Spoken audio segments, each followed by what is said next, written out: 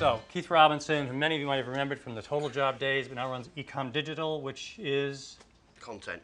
There you go. Keith? Real simple. I've just had 10 minutes lopped off the presentation, so good to see a few friends in the room. Just want to say a couple of thank yous. One to the guys at Job Post. Love the business model, uber smart guys, and putting events like this on are really cool. Second thank you to my mum, who's watching the live stream in France. And third thank you to my brother, who is actually sitting on, my brother runs an ashram on a mountainside in Portland, Oregon. Write this down, it's called farmageddon.com. It really is an ashram. It is an alternative way of living. So, brother, if you really are watching me right now, whatever time it is in Portland, Oregon, incredibly cool. But farmageddon.com, it's an interesting concept in a new way of living. I say no more than that. Right, let's see if we can get this going. I've been in this industry, 30-odd years. I've been in the right place at the right time to found things and normally leave companies at the wrong time before they sell and make millions, so I'm still working. I had the good fortune to found a wonderful magazine called Personnel Today. Unfortunately, we destroyed the print version about a year ago and put it online. The wonders of the web, it's destroying publishing as we sit and talk today. I worked at two fantastic HR comms agencies during most of the 90s and had the good fortune to find something called the internet in about 95. Met people like Al Whitford, built some early career sites around 96, sat in a big office in London with a great big pipe, built beautiful sites with Flash, and then would ring my friends and they'd say, yeah, but the homepage is just taking 5 minutes to download. We forget that in 97, 98, less than 20% of the UK population were on the internet and it was dial-up. What a change we have seen over the last 20 years, and it has totally transformed our industry beyond all recognition. We no longer wait for the sack to come in on a Tuesday after you put the ad in a newspaper on a Thursday. And then as recruiting professionals, you would sit on a train with a CV and a marker pen deciding, today we've got all this wonderful technology. And that brings me to, I suppose, the one I enjoyed the most, which was I was one of a team of 4 that founded a job board called totaljobs.com. Pretty cool experience. Bless them, the guy sold about 3 or 4 months ago for 110 million quid. Why did I leave? But that's another story. Today I launched a business about 18 months ago called Ecom Digital. I like this. Yes, the word experience, that means I'm old, and youth means my business in Cardiff has lots of bright young people. We come from a mixture of backgrounds ranging from publishing, but publishing people understand technology. We've built over the last 18 months, and it's been the most important thing I've done, a network of over 150 freelance journalists and writers who create content for our clients. And we've also got a creative team who, between them, have won over 34 RAD and CIPD awards. Some of our clients, the boring stuff, not going to focus on that, but some nice ones there. Technology. Okay, I was told not to say this, but I'm going to anyway.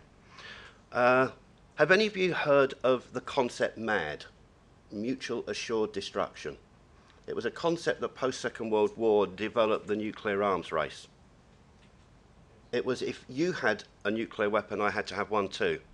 My analogy with recruitment technology today is we're kind of a bit in a mad warfare. We're all out there buying and building more and more recruiting technology, except MAD to me has become mutually assured disruption, unless you get it right. And sitting with a major UK retailer yesterday, I really do understand some of the challenges many of you face in trying to communicate with the, I will call it, it's going to be the unholy trinity, but there's 4 of you now. IT, HR, marketing, and then really corporate affairs need to be involved in recruiting. So actually my presentation is less about recruiting technology and more about what you need to do and think about to make all of the recruiting technology potentially out there work. So what do I say to people? Well, actually agree that you know what you want. If you're making 10 hires a year, how much recruiting technology do you really need? So you do need to think a little bit about that thing called workforce planning. You know, what are going to be your recruiting requirements? If you're going to be hiring 50 people and they're all going to be SAP specialists, and you're currently using a recruitment consultancy and paying 7 to 10 grand a pop a placement fee, might be worthwhile thinking about bringing in an in-house recruiter, bringing in some lightweight technology, and just do it yourself, because it will be a darn sight cheaper. Try to agree what the ROI is going to be when you bring all this stuff in. Talking to friends in America and the UK, in the industry, and I don't know anybody would agree with this, But there seems to be a matrix that most recruiters, whether you're in-house or third party, are doing somewhere between 2.7 and 3.5 placements per month. Does that resonate? Now, obviously, it depends if you're in the volume game, but does that sort of ring a bell with anybody? Okay, everyone's going to be really quiet, in which case we're going to do a bit of interactive stuff in a minute. If that's the case, that figure actually hasn't changed in about 20 years. People still seem to be placing and handling the same amount of assignments. But they've got just billions of pounds worth of recruiting technology to help them do it. Question is, what's the ROI you want? What are the must-haves? If you're going to sit and write a shopping list, what are the things you really do need? And those are some of the things I'm going to show you. And what could be the nice-to-haves? Do you really need mobile? Or do you need a mobile-enabled site? Do you want to do an app? Do you want to be on Facebook? So some things I'm going to kind of cover. And then what are the not nice-to-haves? And finally, actually, who owns this? So often in organisations, it falls into a vacuum of committee. So we'll have somebody from IT, we'll have somebody from HR, we'll have somebody for recruitment, and we're going to work as a committee. Being somebody that has found that being a benign dictator tends to get things done way more efficiently than trying to do everything in some sort of form of collective approach, you need to have a leader, you need to have somebody that's going to drive this through. But reality is, I don't think we're in the recruiting, that we're not in the technology business. We use technology, but we're not in the technology business. For me, and I've been a recruiter as well as being everything else, it's about people. Today it's about content, it's about a dialogue, it's about engagement. And I don't care whether you're a recruitment consultancy, an in-house recruiter or an HR professional, there is a new generation in the workplace today who want a totally different approach to talking and communicating with you than the one they've historically had. And we hear a lot about this thing called the candidate experience. Reality is recruitment has always been around candidate relationship management. Problem is we've never realised it. And I always tell a story. The guy that invented the Tesco's club card 10 years ago, if he'd invented it and for a whole year ran it and got 100,000 people to sign up to that club card, but in a whole year didn't have any form of email communication with that membership, despite having an awesome idea, he would have been sacked. And yet in recruitment, we go and get 100 people into our talent pool, and then we don't talk to them. The second big idea would have been, if Tesco's had put one question on every single person that was signed up for a club card, would you and any member of your family at any time in the future be interested in a job or career with Tesco's? Even if 10% of their 10 million membership had said yes, they'd have a 1 million database and the most incredible platform to go and promote their jobs to. Because reality is, recruitment is marketing and marketing is recruitment, but we love to sit in our silos. And ultimately, your brand, time and time again, is actually, and we're not here talking about the employer brand, your brand is so often defined by the experience a candidate has. Great story from Marks and Spencer's, which Al and I did a lot of consulting work for. During pre-sales recruitment period, a call centre in Manchester gets on average 750,000 pieces of communication from people who want to go and work during the pre-Christmas and post-Christmas period. They could only originally handle about half of those inquiries, which meant Stuart Rose used to get emails from mums saying, my little Johnny who's at university applied for your Newcastle store and nobody ever came back to him. I'm not going to go into your store and now buy my husband his pants and socks and scarf and slippers for Christmas. Interesting enough, their solution was to bring in a really smart piece of SMS technology. So every single person was asked to give their phone number and every single person got an SMS message. Smart thinking, but you have to identify the problem. Somebody needs to take ownership of it. So technology to me is no more than an enabler to do what we've always done, but try to do it better and smarter. And the 21st century recruiting cycle? Well, I went onto Google and put in 21st century recruiting cycle and couldn't find anything. I think Matt Alder will probably tell me there is something actually out there. Today, the 21st century recruitment starts with, they are finding you. You can find them. Today, with LinkedIn hitting 10 million, with 31.9 million people in the UK on Facebook, with millions of CVs on job boards, with thousands of career sites. This is the most fragmented time we've ever had. So actually the recruiting cycle is, we are everywhere, they are everywhere. Where and when are we going to meet and engage? And funny enough, I still believe the most powerful tool is the one that Mr. Whitford had on there. It's called a phone. Speak to them. And they want to be spoken to as well. I know it's difficult. I know you have to segment your audience, and I think I'm probably doing most of Genesis' presentation. But the mobile phone, the phone, is still an incredibly powerful tool. So what defines, your tech needs? And this is a real top-line run-through. The presentation will be made available. You've got to start looking at, have you got some great big heavyweight HRM system? What are you going to have to do with that? Who are you going to have to integrate with? Who owns that? Are you sitting in a standalone recruiting function and HR don't want to talk to you because they don't like you, because they think you're being overpaid and over here? What are your volumes going to be? Do you need a full functional applicant tracking system? Or are you going to be looking something that I call slightly more lightweight, a recruitment management system? So how many hires are you going to be making? And try to predict a little bit ahead. I know the workforce plan has been a movable feast, but if you can kind of say in 2 or 3 years' time, what might this look like? It can save you a lot of money, a lot of time, and of course a lot of having to go out and re-tender or run a new RFP to try to get a new vendor in. What's the shape of your recruiting strategy? Is it going to be in-house? Or actually are you going to continue to use third-party recruiters? If you're sitting there with 80–90% of your recruitment going through third-party recruiters, I would probably say you should think, depend on the volume of recruitment, that moving towards an in-house model, which then doesn't preclude using third-party recruiters, but means they become part of your supply chain, is a smart way to go. But equally, if somebody in HR actually says, well, actually, we're going to outsource the whole lot to an RPO firm, you might, again, want to think about what type of technology you're going to use, because that can impact on it. A lot of RPOs today will have their own proprietary technology that will just plug into an existing HR system. So how are you going to handle recruitment? Are you going to be attracting people or sourcing people? The talk today is more and more, actually, we're moving to a sourcing business. We're going to go and find people. We're going to use LinkedIn. We're going to mine. Well, if that's the case, do you need a £90,000 career site? Question mark. Actually, do you really want a £90,000 piece of brochureware online when actually what more and more candidates are saying is, do you know what? What we really want to do is find you, take a little look around, apply or register. And actually, if we don't want to apply immediately, please don't let us have to fill out a 20-page document. Can we sit in a holding bay where we're actually going to be engaging with you?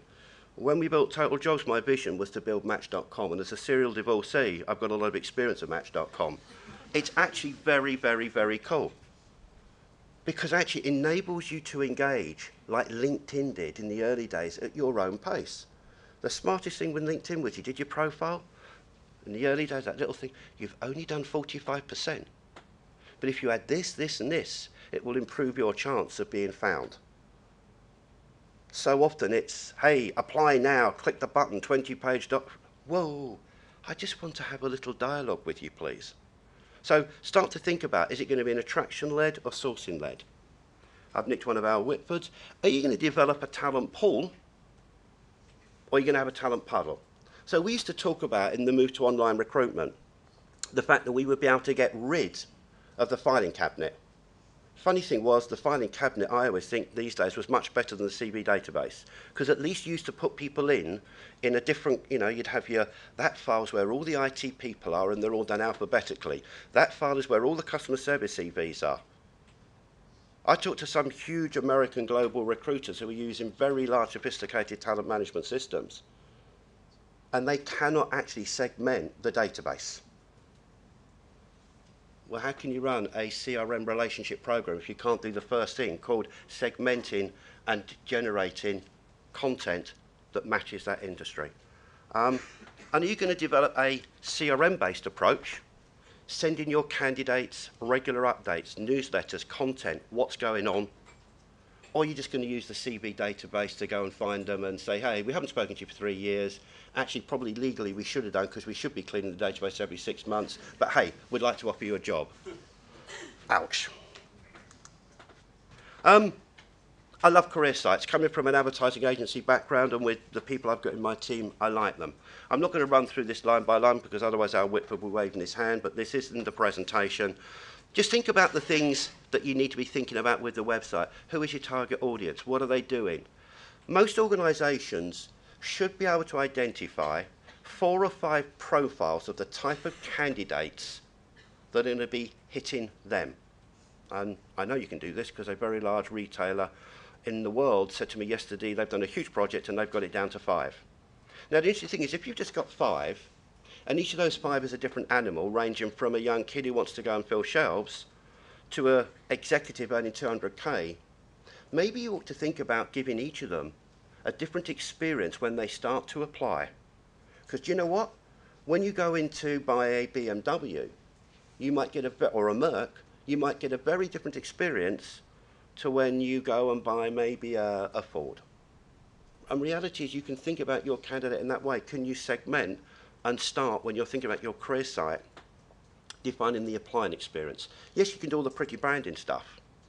And you can talk about you're so important because you're a senior executive. But if they get the same experience, which is now click, apply online, 20-page document, whoa. So you can take a look at that. Here's some work my organisation have done for people like the Rank Group. We did a huge employer branding, EVP, inclusivity, which ended up with website and marketing materials. Sorry, shameless plug, you can look at that later. But we all do it at these things. Great case study here for some work we did for Kraft. Actually, outside of recruitment, but Kraft had the most 10 minutes, how cheeky sound so. Kraft had the most amazing university, the Kraft University in Switzerland. Funny thing was they'd forgotten that they had an internal community. And again, content, engagement, why are we here, what are we doing? And these things apply to most of what we do. Some guys at a company called Format did a bit of research earlier on this year. What they called their key ingredients for successful career websites. Jobs, easy to use job search. Career sites and job boards are actually in reality one and the same. We try to differentiate them, but fundamentally they want to apply, they want to sign up for alert, they want to register and be talked to later, and they want to find some information about you and the organisation. And fun enough, everything else actually becomes brochureware. Case studies, content, videos. I know Matt and many other people in here. You know, 3 or 4 years ago, we used to say to people, do videos. If Madge is leaving the organisation after 25 years, and she's worked in that accounts department, and she's loved every single day, do you run an ad that says, we are looking for somebody to work in the accounts department and put it on a job board? Or do you do an interview with Madge who says, I've been here 20 years, it's the most amazing organisation, I absolutely love it, blah, blah, blah. You know what? Do the video. Put a link up maybe in the ad if the job board will let you do it, or put a link up on the site. We are in a reality TV world. We are in a video world, and video sells time and time again. I think it's the most amazing thing you can do. And ultimately what people want and what candidates want is you to keep in touch with them. My thank you to Amris and 2 or 3 other guys in the room.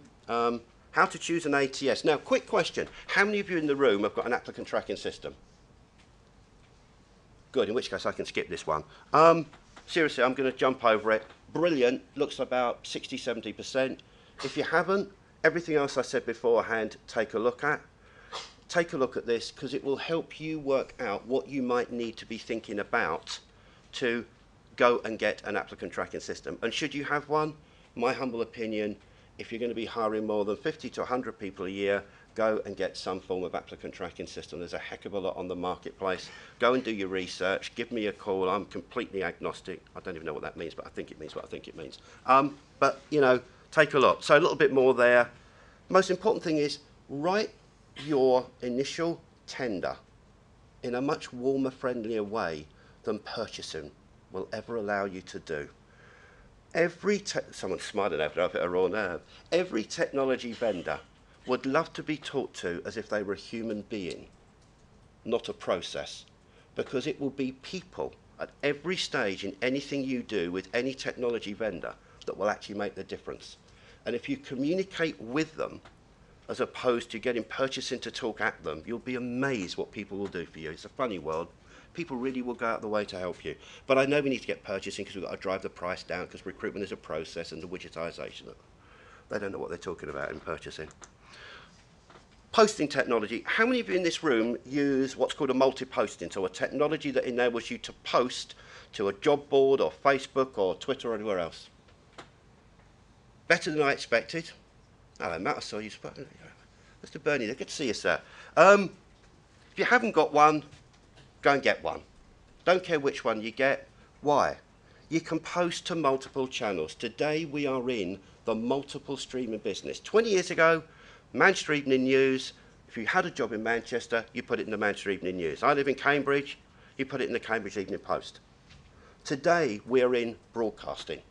We are actually distributing jobs content and other content to multiple channels. Now, if you can't monitor what is coming back from those channels, sorry, how do you know what's delivering and what's not? How do you know where you're getting your maximum bangs for your bucks? I'm not going to go into a whole load of features, but you can even use the technologies these days. If you sign up to 3 job boards, you can actually use your multi-posting tool normally to search across multiple job boards. So, really cool piece of technology. It's one of, and you know, I say I'm not involved. I have no shares. I do all the things that Americans do at the bottom. To me, it's one of the key things you need in your toolkit. Your social toolkit. All right. How many of you are using social media to recruit? Wow, see, 2 years ago, in which case I can dump this bit. Brilliant. How many of you actually that really means I'm looking at LinkedIn to find CVs? A few less. How many are using Twitter? Okay, how many of you are just posting jobs to Twitter? Oh, come on. Okay, so you're all posting along with jobs, other forms of content to engage your community. Brilliant, there's a head nodding over there, fantastic. Look, a couple of rules of thumb. LinkedIn, awesome. You know, 10 million people, you're not going to go far wrong. I'm not here to sell LinkedIn, they've done a damn good job doing that themselves. We're down to 5 minutes, nearly there, Al. Facebook, sorry, I have an issue with Facebook, and it's a different one to you. I hear so many recruiters say, oh, we can't go to Facebook because it's private. Wrong. Facebook is the world's biggest ecosystem. Facebook is a platform that 1 billion people are on. Mark Zuckerberg wants your money. He didn't, he now does need it. Reality is, well, 10% drop this week in share price. Whew, dear oh Lord. Reality is, Facebook is a platform. It really is an ecosystem. And ultimately, over the next 3 to 5 years, you will find everything that you now find on Google on Facebook. You will be plugging in on Facebook. You will live on Facebook. You will actually have your real estate app on Facebook. The Facebook App Store is going to absolutely boom. Why? Because if there are 31.9 Brits on Facebook, you need to be connecting and communicating with them. The trick with Facebook is decide, do you want to, 1, use things like a tab? For those that don't know, how many of you have got a tab, a Facebook page? Great. It's really nice, but it's actually static. You can't do a lot with it. It's like buying a poster and you can put your ad up and every so often the man will come round, put a lick of paint over it and re-put it up. It's not interactive. Start to think about apps. There's some amazing apps coming out around the world today. People like Oh My Job in France, Work for Labs in the US. An app means you have a fully functional career site that your candidates can engage with, register with, set up alerts with, can have a CV database sitting behind it, and can plug into your applicant tracking system. Why? Because 79% of people that are spending their lives on Facebook are spending their lives on Facebook, and they're going to spend more and more of their lives on Facebook, down to 2 minutes. And Twitter, just don't post jobs, it's ugly. As soon as I see a recruitment consultancy, and I'll be saying this afternoon, posting nothing but jobs, they go out of my listing. It's ugly, candidates hate it, it turns them off. Mobile, I love mobile. Your mobile phone has more computing power than all of NASA in 1969. Blimey, I didn't know that one. Mobile is 2 different things, so I will be there. Mobile is 2 different things. Make sure, number 1, that your site is mobile enabled. Please, please, please make your site mobile enabled. Why? Because more and more job seekers are using mobile to come to your site. Some of the big job boards now are up to 23% of their total traffic is coming via a mobile device. Big, big, big, big, big stats. And if your site doesn't fit the page and looks ugly, they're off and they're somewhere else. People often ask me, what about an app? An app is an awesome tool, and I would go and get an app. But an app is a push strategy. Your site is a pull strategy. Apps are brilliant for content. Apps are brilliant for engaging with candidates once they've applied. Apps are brilliant for things like onboarding. Because what you can do is with an app, you can get people, you can tell people, you're in the shortlist, we now need you to download our app because we're going to be pushing content to you. So an app is a brilliant tool to help you build your brand. It's about content, and it's brilliant for other things around recruitment. Yes, people can apply online on it, but you know what? I think the app is a superb push tool, but make your site M-compatible. And again, presentation will be here. There's a few more there. And thank you for an organisation called All the Top Bananas, because I nicked that from their site. 3 things at the end. Future of work. I'm really passionate about where work is going. Hugely big changes going on. A wonderful lady called Linda Grattan works at London School of Economics. I'm sure many of you have heard of her. Wrote a fantastic book called The Future of Work. Global economies and pollution are going to drive more and more of us to work from home. The economics of working from home will increasingly become mission critical. We've got this ridiculous situation where across the world, including the BRICS, this disengaged workforce, we're seeing the deconstruction of the organisation. I reckon we're going to get to a figure of about 40% of workers will actually be contingency based. In countries like Holland, we're already hovering around the 30% mark. And actually what you're going to see more and more are worker-based communities. So this is going to have an impact probably in 3 to 5 years' time about how we start to think about how we engage with candidates, how we develop workforce plans. And the technology, the big issues, cloud-based, love it, big, big, big data. Isn't it fantastic that you can look at the habits of what 1 million people do online every month? And Broadbean are going to show some amazing stats on that. Facebook huge. Me, I'm channel agnostic. Just work out what channels you need to do based on a really interesting concept. Where is my audience? What are they doing? And how can I communicate with them? Candidate-based, already said it, referrals, absolutely huge, but one small issue with referrals. If you've got a hugely disengaged workforce, the funny thing is they feel much less inclined to refer your organisations to their friends. So just a rule of thumb, it's not about technology. Any referral program, start it with a really good internal comms or an internal engagement program, because if not, it will fail. And the candidate, they want freedom to work for whoever they like in the future. They're going to be multitasking. And if anybody saw the most incredible series of programs last week about China, we think we got a problem in the West with an aging population. Oh my God, 60% of Chinese people in the next 20 years are going to be over 65. Whoa. So I think, Al, and the future of recruiter, basically you guys do everything. Your marketeers, your PR, your CRM, your mobile, your content managers, your content aggregators, curators, distributors, and your channel managers. And of course you've got to do all of this with less money. Future recruitment, it's not about technology, it's about what we do to make it different. Cheers. Thank you, Keith. Good job. Thank you, Keith. Hopefully you'll agree. I think that was a great way to get the day started off. Keith's going to be on the panel just before break. So write your questions down and we'll hit him with those questions then. So again, thank you, Keith, for getting us started. We're going to go straight into one of you who actually does it. Jennifer? I first met Jennifer when she moved over here from the U.S., where they'd been doing a lot of really cool stuff around technology, hadn't you? You know, you've been using ATSs, you've been attracting people, you've been direct sourcing, and she got to the U.K. and it was an oh my God moment. We don't do anything here, do we? Oh, it wasn't that bad. Yeah. But Jennifer, I'm going to leave it to you. Okay. Great. I assume it's just the next Green one? button, yeah. Okay. So how many of you have heard about SAB Miller at this point? Nice. Okay. If I'd asked that question about 6 years ago, there might have been 2. So that's really good. Our beer is getting around. So who are we? Just to understand kind of what we do and the remit that I work on.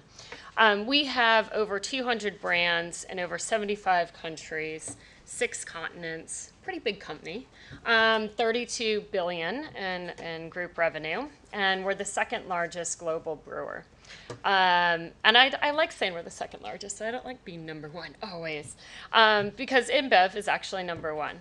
And that's okay. Our drive is to be the most respected beer company in the industry, and I quite like that tagline. We have over 80,000 employees in SAB Miller Group. So my job is slightly different than I think other kind of group head jobs, in that SAB Miller is highly decentralized. So I don't sit in some brilliant ivory tower. I have open plan desk like everybody else. I don't have headloads of people that report directly into me. It's more of capability development, center of excellence, leading best practices, trying to come up with the next best thing, where are we going, and as well, doing direct sourcing recruitment myself. So I will work on approximately 4 to 5 positions at a time, all of the kind of top 1 to 3 tiers of positions globally. So it's a very unique remit. What we're trying to do now is promote a lot of collaboration with our recruiters. We had 0 recruiters, by the way, when I started at the company 6 years ago. And I'll go a bit more into that. So things have quite changed for us. When I look back 6 years ago, I thought things were never going to change. It was going very slowly. But sometimes, 2 steps forward, 1 step back is not a bad thing. When you look over 6 years, you've seen how much has changed. We now, by the way, have 32 dedicated talent acquisition managers across the globe, which does not sound like much given we're hiring 80,000 employees. So we have a ways to go as well. So where we've all come from 6 years ago, because that's kind of my baseline, since that's when I landed off the boat, as it were, from the US, not knowing what the heck I was getting myself into. Here's some of the things we were looking at. HR. Okay, HR, for a lot of us, still did recruitment. HR generalists, HR BPs. What that meant was that agencies did recruitment, because, sorry, but HR is not recruitment. They don't enjoy recruitment for the most part, and if you do and you are HR, get into recruitment, because you're in the wrong place. Recruiters enjoy sales. We enjoy marketing. We enjoy talking. Most of us are extroverts, let's be honest. I could talk, and create a phone book in a day. So I very much enjoy talking. So HR, that was our first battle. How do we get more strategic talent acquisition specialists, and how do we move that model into SAB Miller? As I mentioned today, we have more of that model, long way to go. But it is good to see in 6 years we now have the dedicated talent acquisition managers in markets. Most of you will have that model now. There's a lot more in-house specialists, as you can see today. I would not have seen this 6 years ago. A lot of you have defected from the agency world, so congratulations. And what else? We're looking at direct sourcing. Not a lot of us knew what that was. It's a big buzzword. We were hearing more and more about it. Go on LinkedIn. LinkedIn obviously is not what is today. We did not have the corporate recruiter profile that we have now, where we can access anyone. All about your network, first, second, third degree. So I come from the old school of this, whereby I don't rely on that. I continue to network and build my network. So I think first degree people on my network, I was really excited recently because I got over 10,000. So I'm 10,500 something people in my first degree network. I never want to rely on the fact that LinkedIn will always be there. You never know what these companies love LinkedIn. I know LinkedIn will be speaking. They've gone public. Things change when that happens. Will they ever take off the corporate recruiter panel? Will it become £50,000 a year? To use that? I don't know, but heck, I'm not going to bank on it. So I'm going to continue to do all the networking and all the banking of people that I have in my network, whether I know them or not. So we didn't really know around that. That was a big buzzword of the time. Post and pray, that was still alive and well. We were still doing newspaper ads. Some of us still do, and I don't think it's not non-relevant. You have to look for what company you are, where you're working at. Keith gave a good example at a conference last week when I was talking to him, whereby I think it was some retailer he was working with, and they were looking for kind of lower level staff in their area. So it made sense to do that posting rather than a job board. So I don't think any of these are, let's just say it's yesterday's news, don't ever consider. It's what are you looking for, where do you need to target, and where are you going? Agencies, well, for us at least, I don't know if you are in this case, but it was 80% agency at PLC, which is in the UK for us. Now, today we hover between 75 and 80% in-house direct sourcing. The other 25% will be employee referrals or promotions. And then we do use agencies from occasion. I mean, I don't think agencies are bad. I don't think they will never be relevant. I just think you have to consider your whole strategy and where is it the most relevant. Oftentimes we use agencies at the low end, not at the high end, which is kind of counterintuitive. I do the high end, agencies do the lower end because we don't want to spend our time working around that, plus the cost is lower. So, and then 2.0, that was another buzzword. What's 2.0? Do we need to become techies? God, I hope not, because I am not a techie. Never will, but God, do I love researching on the net. That is fun. So we didn't know where we were going. I think if you talk to Matt Jeffrey, we're on recruitment 4.0, maybe going to recruitment 5.0. He has some good arguments for that. Who knows? Love to debate with Matthew all the time. And then social media. We're looking at LinkedIn, Zing, Viadeo. I always say this wrong. Facebook just starting. Twitter wasn't even around, right? So I actually had Twitter on there before, and I go, wait, 6 years ago we didn't have it. So weird to think of that. So when we look at the future of recruitment, I'm sorry, but the game has not changed. And, I feel like I'm reiterating things that Keith said, but that's good. It means we're on the same page for most of us. We're still recruiting to get the best talent. We're still targeting passive talent. If you're targeting, I don't think we should ignore active talent, but if you're just looking at active talent, you're obviously missing over 50% of the workforce that you could be targeting. And passive talent, I think most of us know today, the stats are they tend to be more loyal employees, they tend to stay longer, and they tend to be higher performing. So we're always targeting those. High potentials, always looking after them. Networking, buzzword of the day. I am possibly one of the biggest proponents of networking. That's all I do with everything I do to get the right person. Research, I do think that recruiters need to, you can have researchers, but I do believe that you need to be a great researcher yourself to make sure that we are targeting everything to see what your researcher is doing. If you have one, I do not have one. I like doing it myself. Personally, I absolutely love that piece. I should just go back to that sometimes, but I still like talking to people. Cold and warm calling. I think it used to be more cold calling, and we're working more towards warm calling, where you have somebody or you can find someone that knows the person, they're 90% more likely to call you back. And again, it's more towards the phone now. I am getting back to basics. People are getting sick as heck, I think, of being contacted on LinkedIn. This is the downside of what happens when LinkedIn grew extensively. Fantastic. I still use it like you wouldn't believe. But a lot of times people won't get back to you anymore because they're getting so many in-mails from so many other people that can also access the system.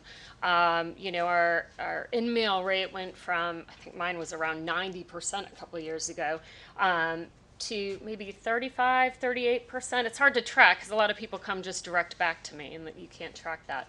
But that's huge. So what are we doing? Where can you find their phone number? That's actually where I use Facebook and Twitter. So if I can't get the person via LinkedIn, their in-mail's cut off, right? They've taken themselves off in-mails. I start looking at, are they on Twitter? A lot of times on LinkedIn, they'll have the little tweeter area. So if they're on Twitter, great, I tweet them.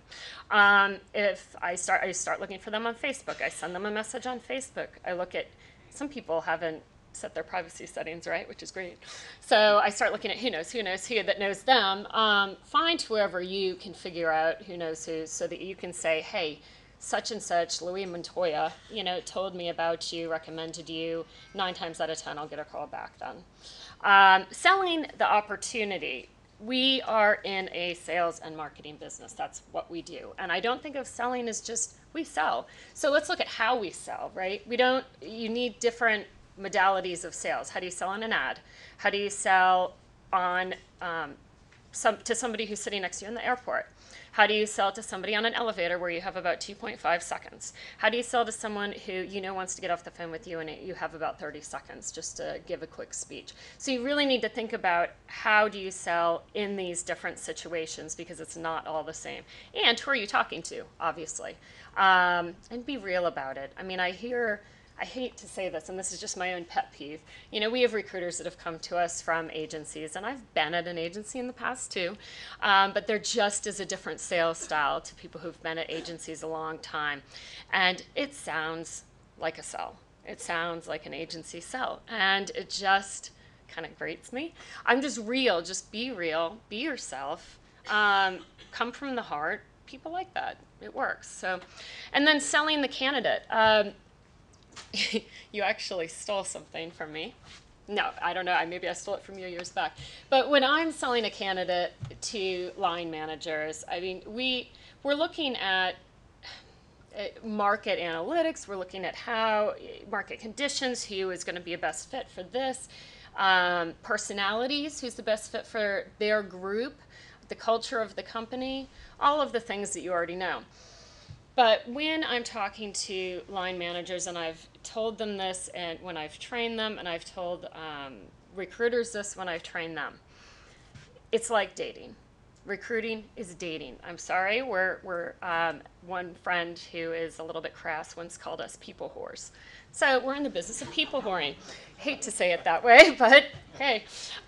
So when you're looking at that, okay, let's just put it for instance. When I was looking for a mate, a husband, been divorced once, so second time around, Match.com, I had my long list of what I wanted, right? Very long list. Has to be over 6'3", because I don't want to tower over him in heels. Has to be funny, obviously successful, obviously good looking, great smile, sense of humor. You could go forever, right? But when you actually meet the one, right? He's 5'9". Slightly getting a little bit balder as years go by, probably because of me. All of those things kind of go out the window, but your top 3 will be there, right? Whether it's successful, sense of humor, makes me laugh, whatever those top 3 are will be there. And it's the same when you're hiring for a line manager. That line manager will give you that ridiculous long list that you go, yeah, okay. Right, sure, I can find that for you. But then, of course, who they hire, you go, well, they don't. You said you needed this, this, this, this, and this. They don't have that. They don't have that, and they don't have that. And they go, yeah, but I knew when I met them. Sorry, same difference. So, but they had the top 3 that was important to them. So it's getting those line managers to what are those critical top 3. Do you care if they put the cap on the toothpaste wrong? Probably not at the end of the day. But do you care that they are motivated, they are passionate about their work, they enjoy what they do? Perhaps. So figuring that out and selling the candidate appropriately. And as Keith said, because I am a firm believer in this, so the game hasn't changed at all in recruitment. I think we're back to basics. But what has changed are the way we go about finding the candidates, our social media enablers. So research, networking, and we could add a whole bunch of others on here, of course. Those are just your select few that I think are probably up there on the most popular. You could also add, how else do you do research? Where are you going to find niche candidates? Where are their professional affiliation groups? Or where do you do Google searches and find, and I'm talking, well, in particular for myself, about some of these top tier folks. I mean, it is easier to find people who've spoken in conferences, what they've said in magazines or any kind of other areas where they might be speaking. So really doing that deep dive research and casting the net wide. And then you have your talent pipelining enablers. I note Avature because we do use Avature, although all of us don't, because we have the lovely SAP as our applicant tracking system. And sorry, but that doesn't do it for us. So for those of us that are doing more of the direct sourcing and we're looking more of the longer term perspective and trying to develop those talent pipelines, a select few of us are using Avature, which I'm not working for Avature, but I love it because it is very customizable. And we're using the LinkedIn Talent Pipeline tool. So I guess I'm kind of, at this point, I'm still riding that, what do I use which for? Because I do feel like I'm doing some duplication of effort. But we're on LinkedIn a lot. All of our recruiters are on LinkedIn. So it is important to capture all the data there. Avature works a bit differently for us, so I could show you in a second how I'm using that. And then most of us have applicant tracking systems with heightened sophistication. Unfortunately, we are not one of them, but we are looking for a kind of bolt-on tool for the front end so our candidate experience can look different. And then virtual interviewing. I don't know how many of you are doing this. I mean, it seems, whoa, rather basic. But Skype interviews, okay, so I don't get to meet 3/4 of the people that I'm recruiting. They're all over the globe. And it's awkward for about the first, 3 to 5 minutes. The feed's always not perfect, but you get to see them and you get to see, are they a culture fit? You get to see them in real time, and it just gives a better feel. And I feel like since I've been doing that, the people that I've been able to, X out of the system and the people that I've kind of promoted, I think I'm more right on with them because you can tell the culture fit so much better than when you finally meet them in person and go, oh, not what I expected. And then telepresence. We have put telepresence in a lot of our locations from a regional perspective, so we are doing a lot more telepresence interviews, which are absolutely fantastic. So just to give you a sense of how we're doing something, I'll give you a very pertinent, still not filled yet today job.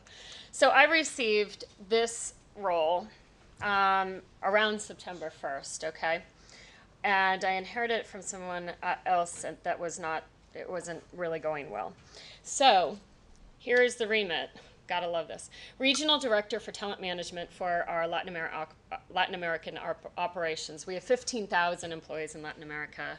They contribute 32% to EBITDA, so very important.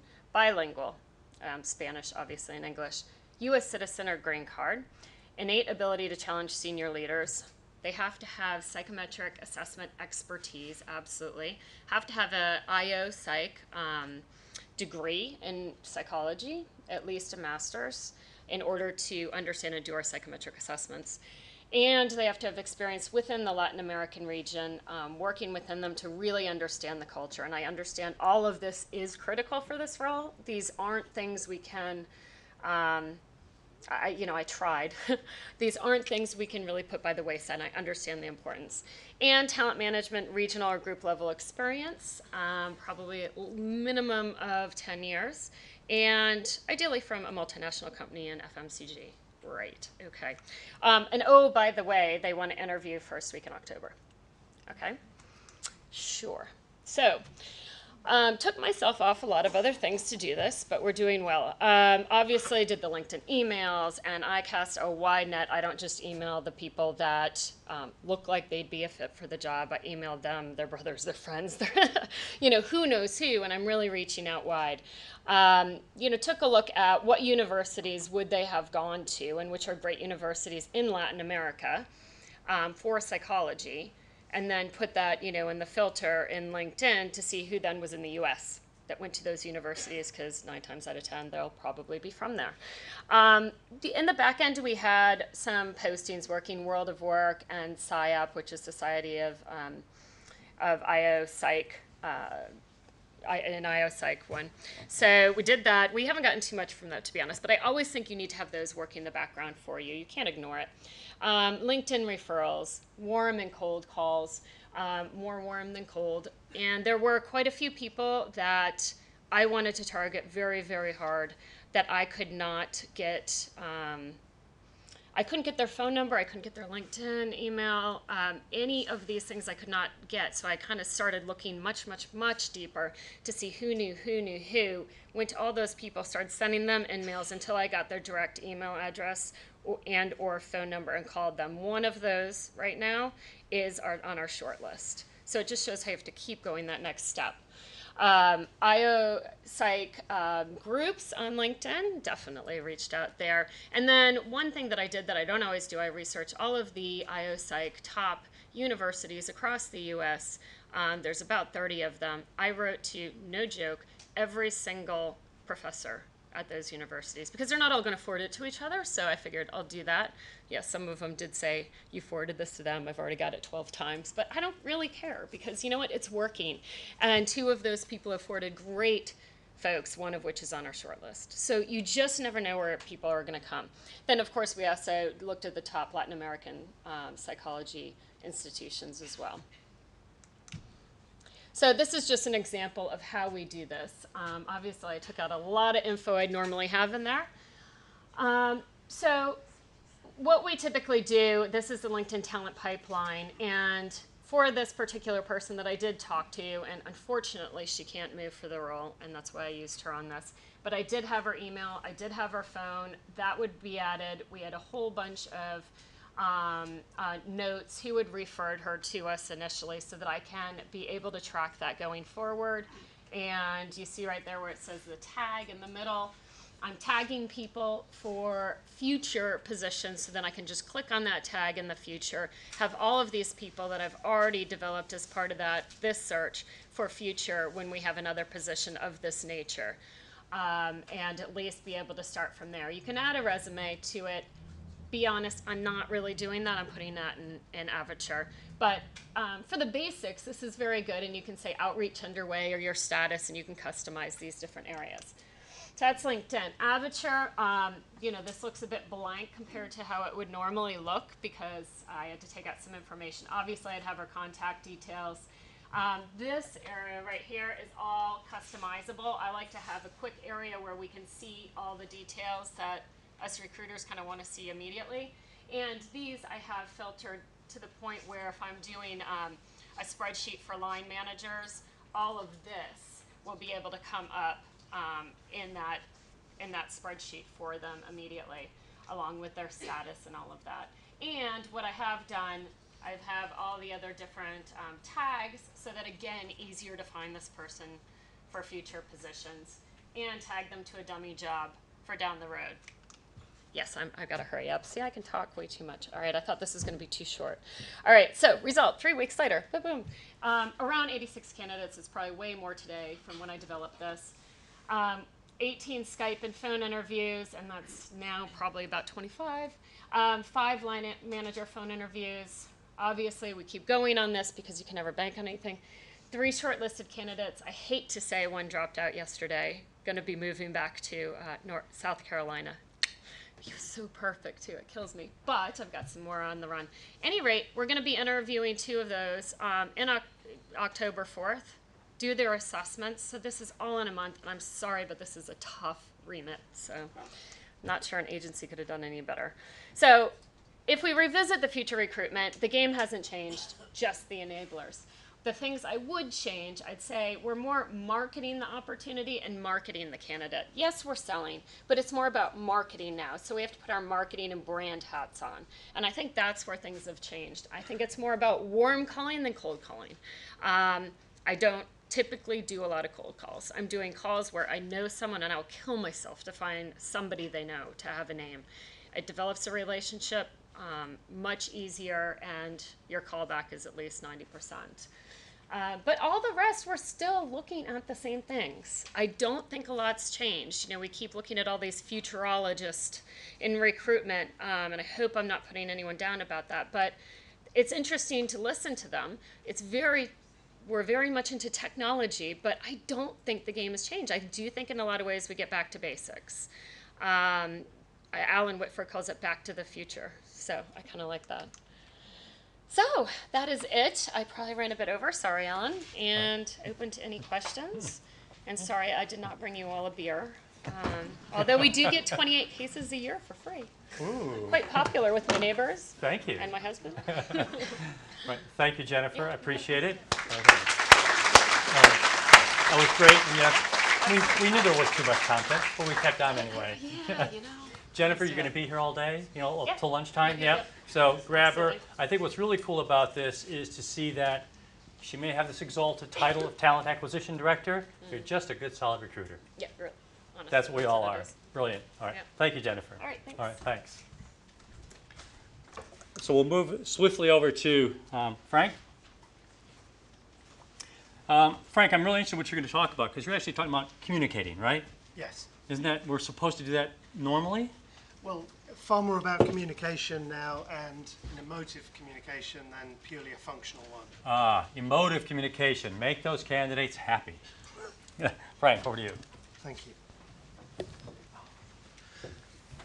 Now, I've been told I have to stand pretty much here, so if I move, please shout. So I want to talk about emotive recruitment. Now, a lot of the things I've heard this morning, I fundamentally agree with. An interesting observation, I'm a marketer by background. So I'm formerly Ogilvy, WPP. I've moved into the resourcing side, but a lot of the skill set that we used in the marketing world is identical. Some of the tools change, it's pretty much 95% the same. And one of the biggest things that's different between recruitment as it was and recruitment as it's becoming is this idea of an emotive recruitment, emotive conversation, emotive engagement. It's not just about a functional conversation anymore. So I believe that we are about delivering solutions that are valuable, meaningful, and unique. So really what I want to talk about today is three things. I'm going to talk about what I think emotive recruitment means and how you go about doing it. I'm going to talk about an example where we've done it on quite a big scale, and then an example where it's been done on a campaign scale. So I'm the head of digital at TMP, but please don't think that that means head of technology. Head of digital is about communication. Digital is becoming the center of much of the communication and the channels that we use today. So really I consider myself a kind of creative strategist. Technology features in there. We use technology, but it is about the story, and it's about creating great stories. Now, I totally agree with one of the points that was made. The game hasn't changed, but the way we do it is changing. You can go back quite a lot of years to Oscar Wilde. The only thing worse than being talked about is not being talked about. Never more true than in modern recruitment. Many people are concerned about what people say about them, where people say it. I can't use Facebook, I can't use this, I can't use that, because I don't quite know how that conversation might pan out. Well, it's better to be in a conversation because at least you're in the game.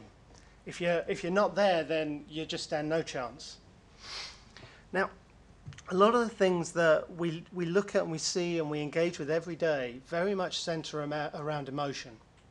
If you consider when you first walked in, the guys played a video that showed you a whole bunch of stats with some great background music that kind of gets you going, gets you engaged, gets you ready for the day. A lot of what we try and do is to create content that gets our candidates engaged. And we use this term brand-led direct resourcing. It's about using the power of your brand to get people talking about you. So I use a video with a number of clients to kind of get this point across. It's not one of ours, it's a Microsoft video that they launched to show off the Xbox. I love it, and it really kind of just gets you going. I want to just show it to you.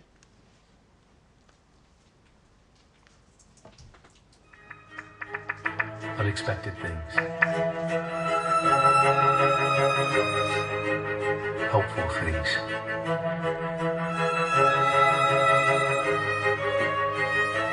Beautiful things.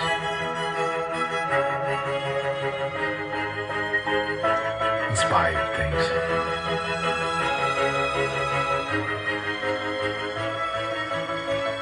Which is why, even though the world keeps asking us what we'll do with Connect next, we're just as excited to ask the world the same thing.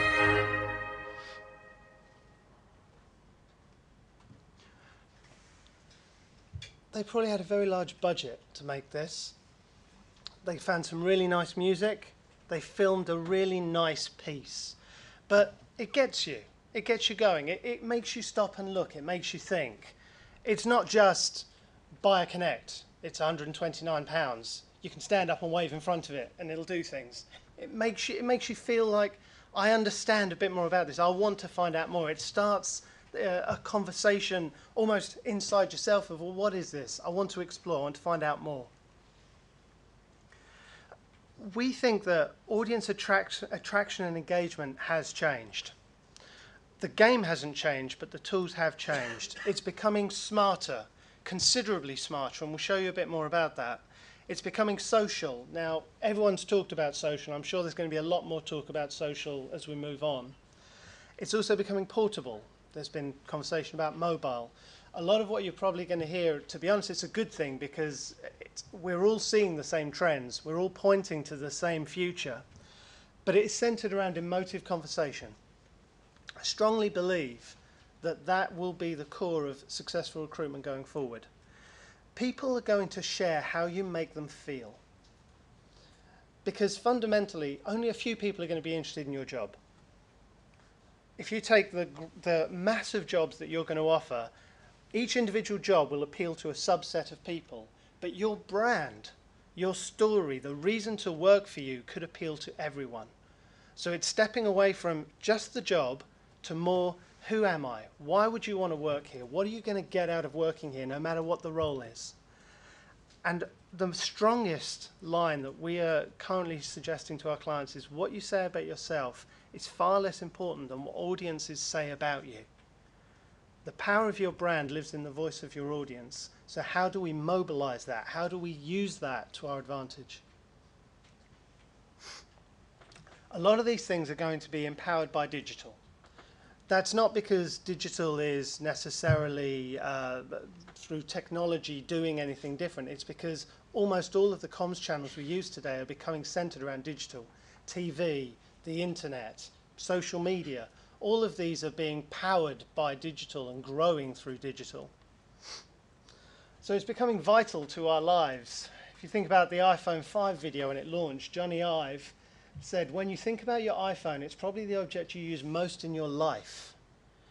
Now that's a bold claim, and obviously that's Apple's claim, so there may be some marketing spin on there, but we are all becoming marketers.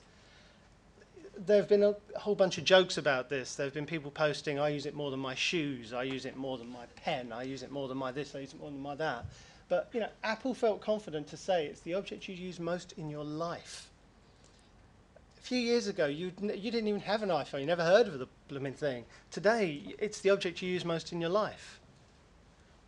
A recent survey says there have been a number of these. One was for pets. As someone who used to work on Nestle Purina, I found that really disturbing, and a cat lover. People would rather give up sex than their cell phone. Don't know. I won't do a show of hands for it, but it would be funny. No, let's not. It's becoming ubiquitous. So I don't know about a lot of you guys, certainly as a Londoner, I tend to spend a lot of time on the tube these days because I get a more reliable Wi-Fi signal on the tube than I do in most coffee shops. So I go down into Holborn Station. I don't get interrupted by phone calls, but I do get to get my work done and check all my emails.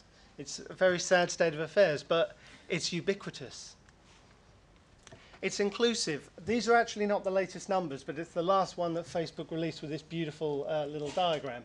I think they're now up to 956 million. The current talk is they'll hit 1 billion before the end of this year. They are a massive community, but it's not just the community, it's what the community is doing. 3.2 billion likes and comments a day. 125 billion friendships. Friendships equally are professional connections as well. 300 million photos uploaded. Why are people using it? Because it creates an emotive resonance between them and the people that they want to hear from. That's why Facebook works. It doesn't work because it's functional.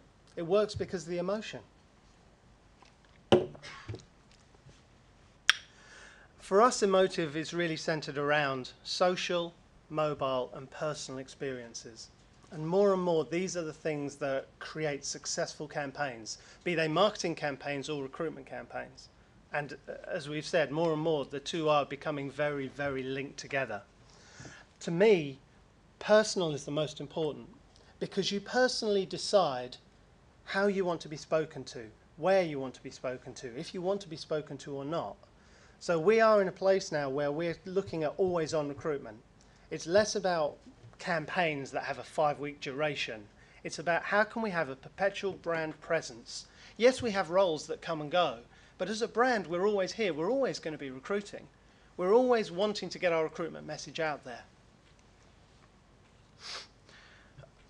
Interestingly, I've seen a few of these words in the last presentation, and I'm sure probably we'll see them again.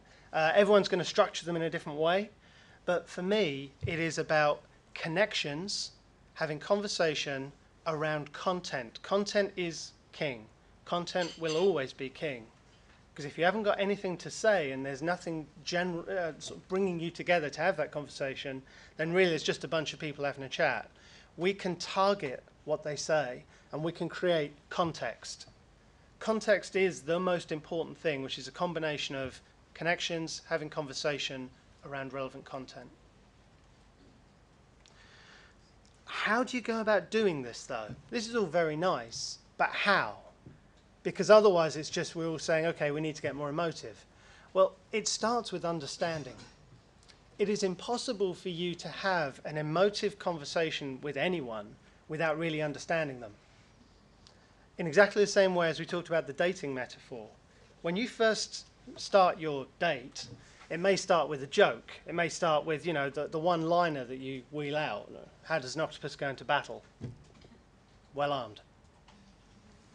Never works as a line, but it doesn't really say anything about me. It's not particularly emotive. It creates a smile. It's an initial conversation.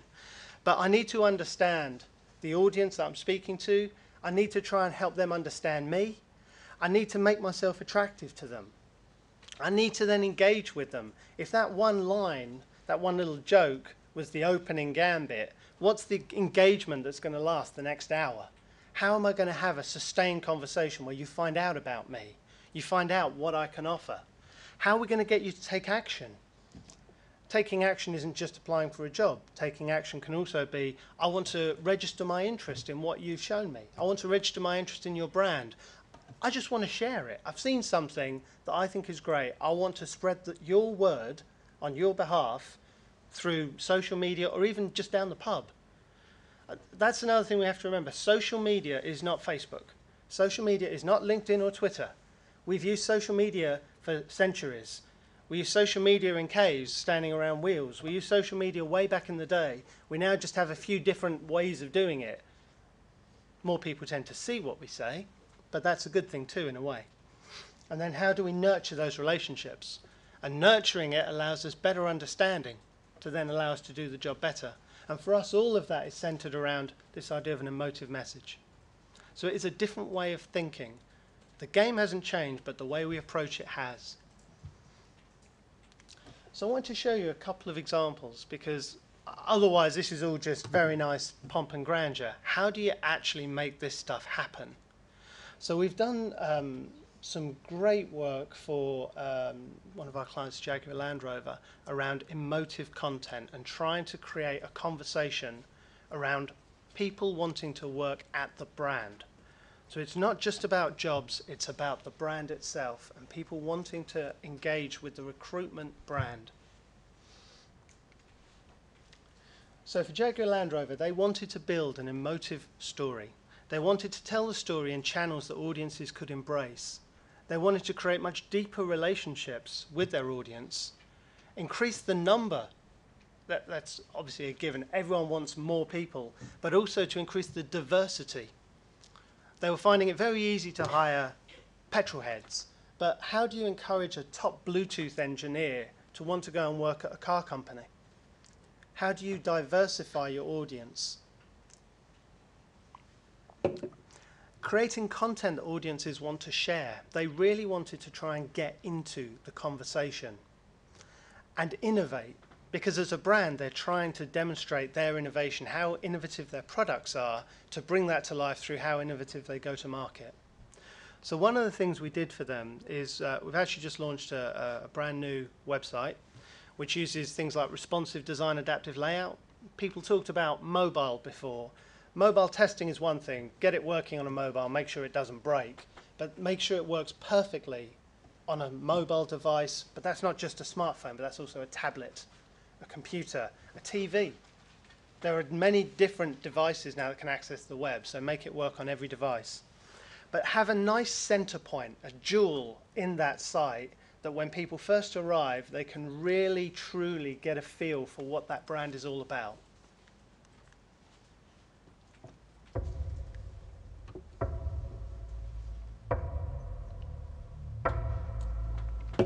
My favourite Jaguar Land Rover moment is having a flash of inspiration.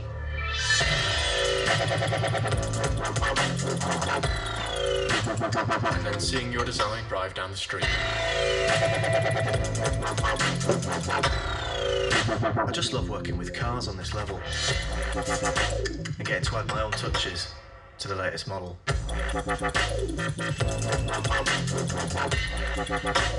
It's seeing the empty shells enter at one end and the finished cars being driven out at the other. It's coming into work every day with a great team and being the first to drive the cars. My moment is showing off a product we are all really proud of.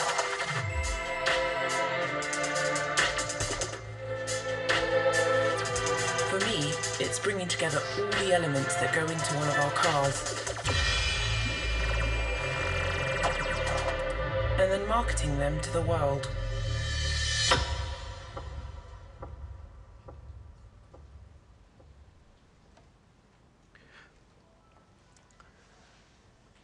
For me, it does a few things, and it does a few things really well.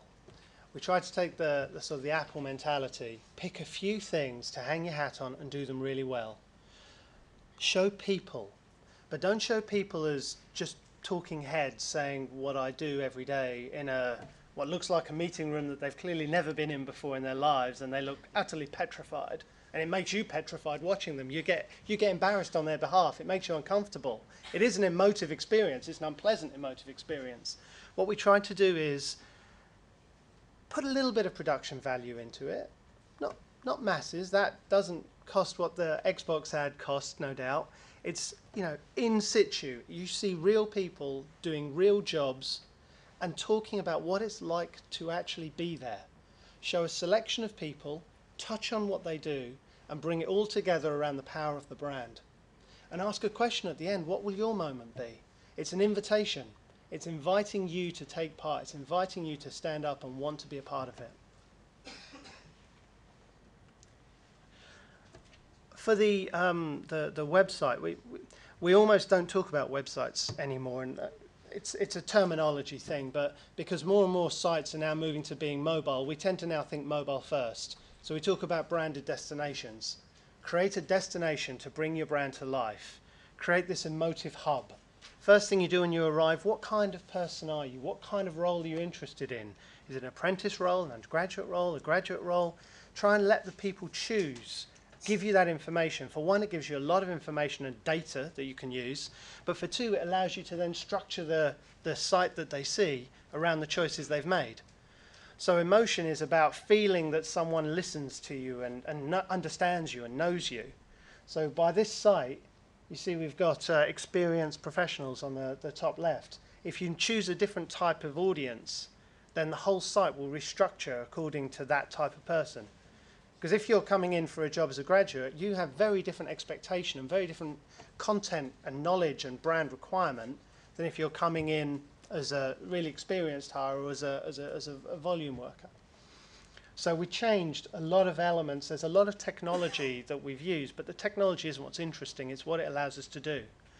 Things like the ATS as well. Your ATS is a functional tool. It is very difficult to make an ATS emotive. It's very difficult to have a conversation in an ATS, simply because it's a job listing.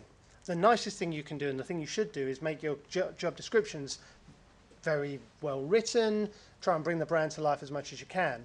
But what we try to do is actually bring data out of the ATS and display it in the site. So you can actually engage with it as part of the branded destination, as part of the conversation, rather than have a conversation with us, now bang off into the ATS and start looking at jobs. Because otherwise they feel disjoint. So bring the jobs and the conversation together. Make it work on a tablet just as well as on a computer. So on a computer, look like that. On a tablet, it doesn't just squeeze and get smaller, it actually restructures itself. And on a smartphone, restructure even further. So scroll down through the content. Be emotive in how you use social. So one of the things I'm not going to do is list out the tools you should use and how you use them. You know, use Facebook, use Zing, use LinkedIn, use this, use that. Social media as a channel is a combination of locations that you can use to bring your message to life. So if you're in LinkedIn, if you're on Facebook, be a part of the conversation and bring your conversation to those channels in the best way. So in Facebook, interestingly, we use faces. We use the faces of employees within Facebook. LinkedIn was a much more professional message. Be emotive in the media you use. Media doesn't just have to be, we're looking for this person, here's the salary, here's the location. Bring that brand message to life. And at events, one of the great things is if you create this content, you can then reuse it. One of the fantastic things about digital is the reuse potential. So reuse everything. We created an event stand for our graduate community, which reused a great deal of the content that we created for the website. Emotive does work. It would be remiss to show all this great pretty stuff without showing some content and data that goes with it. Emotive can really work at creating engagement, getting people to want to participate, getting people to come to the site, stay on the site, use the site, and engage and actually apply for roles.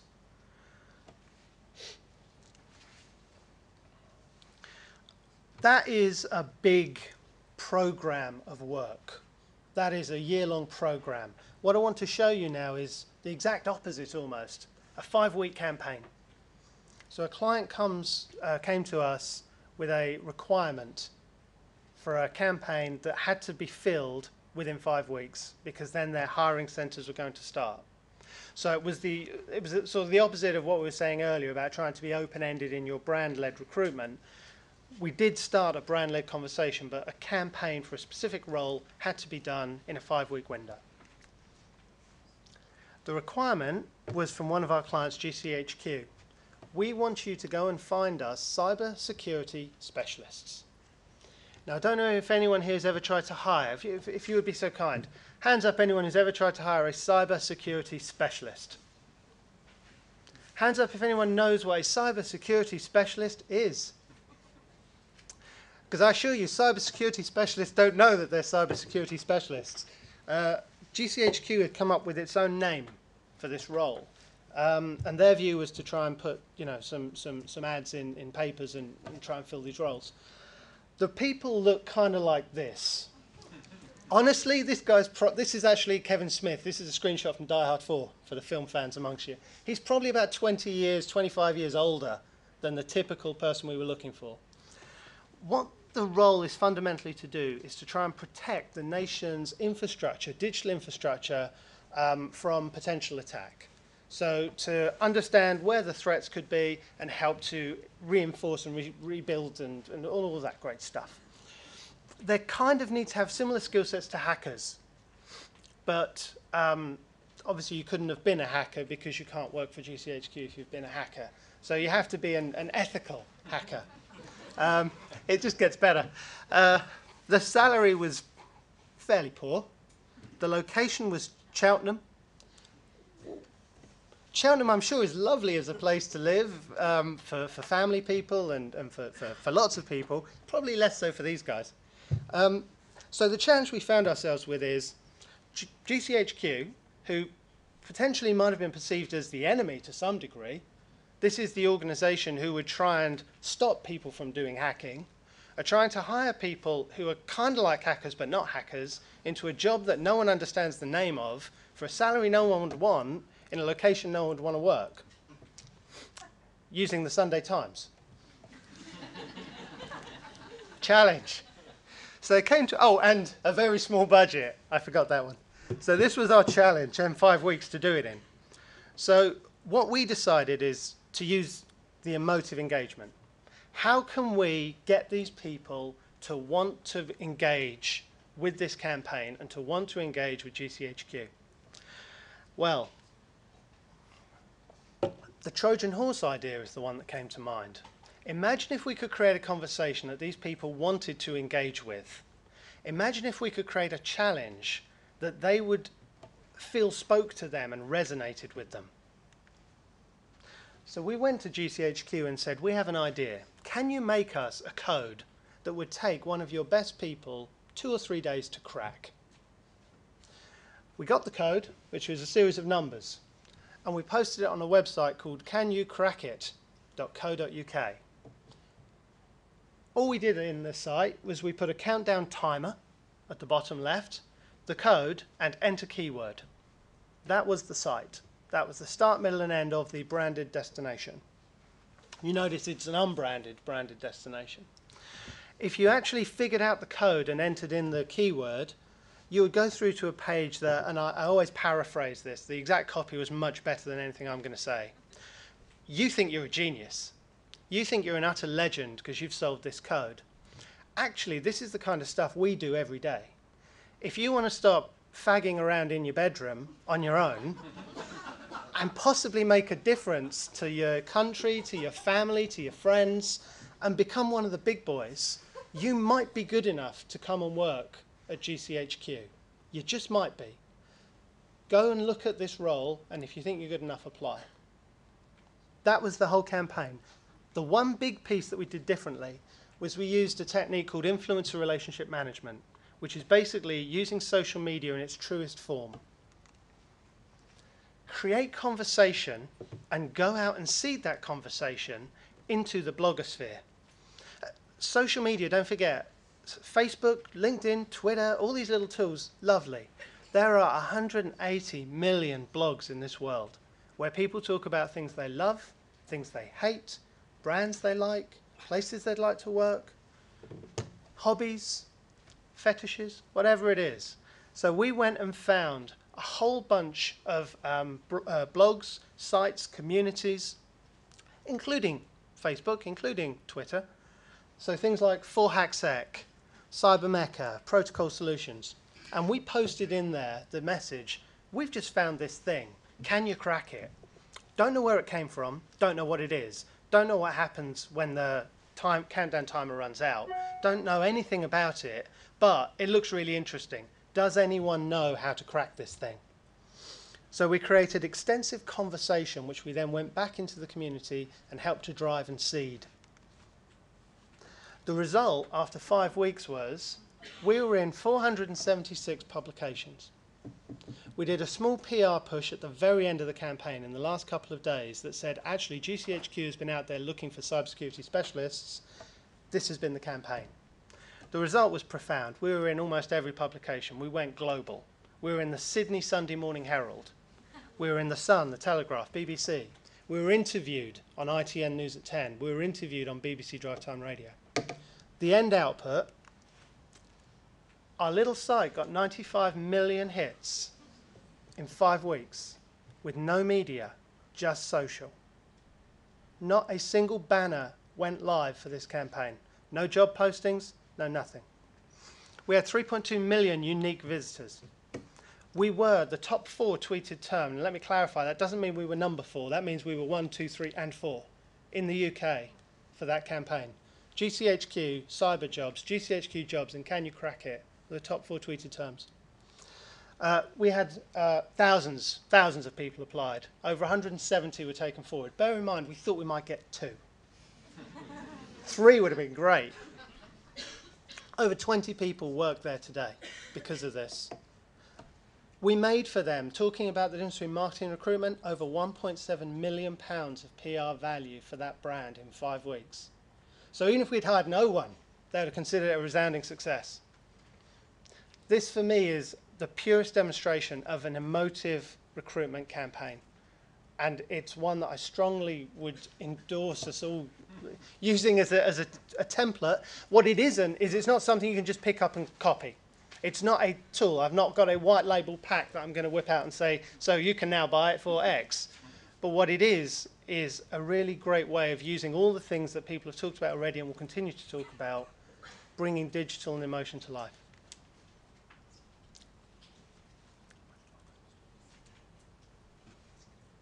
Right. GCHQ. that was our client talking about it. In the interest of time, the one thing I'd like to leave you with is what you say about yourself is less important than what audiences say about you.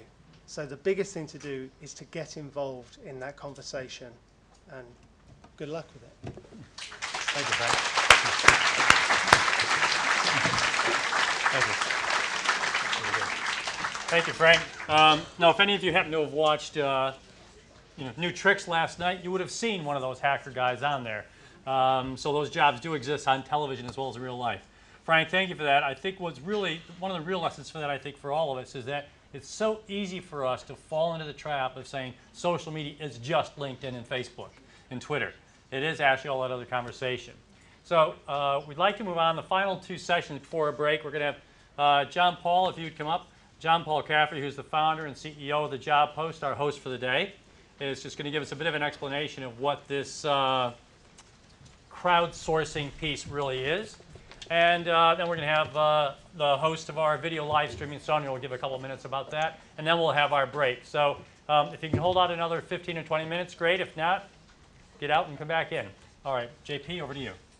Thanks, Alan. Yeah, my name is John Paul Caffrey. I'm CEO of the Job Post. What I wanted to talk to everyone today about is going back to basics with a twist on crowdsourcing, which if no one has heard of the term, certainly by the end you'll be using a lot of crowdsourcing platforms in your daily life. So just wanted to get some audience participation. Please show your hands if you're looking, as in within your own businesses, to reduce agency or even eliminate agency spend and usage. Okay, that's the majority. You basically recruiting directly, you have internal teams. You're looking to minimise, or ideally minimise, cold calls coming into your business from recruiters. That's got to be everyone. And you receive the relevant applications. This doesn't need to be from agencies, but through direct sourcing and agencies that aren't right for the role. Okay, so why can I see so many hands? And I'm sure there's probably a few people that didn't put their hands up, but would have agreed. So if you look at agency spend, what's the negatives here? So it's a perceived high costs. I probably meet with at least 15 to 20 HR directors, resourcing managers, talent acquisition specialists per month. And one of the biggest bugbears is the cost. And that cost is really linked to the value that a recruiter, a consultant offers. One of the other points that I make is the CVs are readily accessible. Why am I going to pay £5,000, £6,000, £10,000 to a recruiter when I can go onto a job board and actually pull it off myself? Valid point. And the other main point is managing suppliers. Suppliers are cyclical. They're in favour one month, they're out of favour the next. And there's more and more suppliers, as in recruiters, coming to the market. So then if you look at direct sourcing, you get absolute choice. It's a lot cheaper. It's in many cases even free. I think Keith had mentioned Twitter. I went across about 4 months ago to the Recruitment Innovation Summit in California. And one of the scary statistics was that 1,000 online products, and these are recruitment products obviously, have been released into the market since 2010. That means that not only have you got the recruiters to manage and work with, or potentially work with, you've obviously got all of those online products, and a lot of them will know, such as LinkedIn, Facebook, etc. But that volume of products, and that's increasing, is a scary statistic. Cold calls, interesting. You'll never ever stop cold calls. There aren't any barriers to calling in. You might actually be able to stop the call coming into you as a line manager or as a hiring manager or an internal recruiter, but it still hits the gatekeeper. So it's still a cold call coming into the business. It's still someone still needs to pick that up. And irrelevant CVs, there's little controls to stop this, in particular from direct sourcing, and also if it's not a great recruiter to be engaged with, from recruiters as well. So this is another question that I ask, and I think the one, and what I love about my own job, is that when I was 13 years in recruitment, it was very much focused on targeting the end client, making sure that I could service their needs. So as a recruiter, I worked for Michael Page and Manpower. I then worked on my own for a number of years. But what the benefit of my role now is that I can actually meet with independents, recruiters that I've literally set up a week ago, right through to having a coffee, a beer with one of the board directors of the largest recruitment business. Likewise, I get access to a number of corporates that have use ATSs, that have huge internal recruitment teams, right down to a company that's looking to launch into the UK, sort of starting from scratch. And then you've got obviously all of the suppliers into the industry. And last week, sort of had a great 2-hour sort of brainstorming session with the LinkedIn guys, which are actually 1 minute from where we're based here. And one question, and I always like to get onto this topic, is which candidate should get the job? So take out all the technology, take out direct sourcing, take out how much it costs. And these are the main areas. So is it the candidate you can access easily? Candidates are accessible everywhere. Everyone's now knowable. The candidate that you can access directly, so you've got your own teams to do that. The candidate that costs you the least to acquire. The candidate submitted from your existing suppliers, or the candidate submitted by an external supplier. And I'll come on to that latter one shortly. What we always come round to, and that's in the recruitment owners, the actual corporates, the employers and the suppliers, is that surely it should be the best candidate that can make a real difference to the business, irrespective of where they are sourced from, how much they've cost. That surely has to be the fundamental principle of recruitment and what we're all looking to achieve.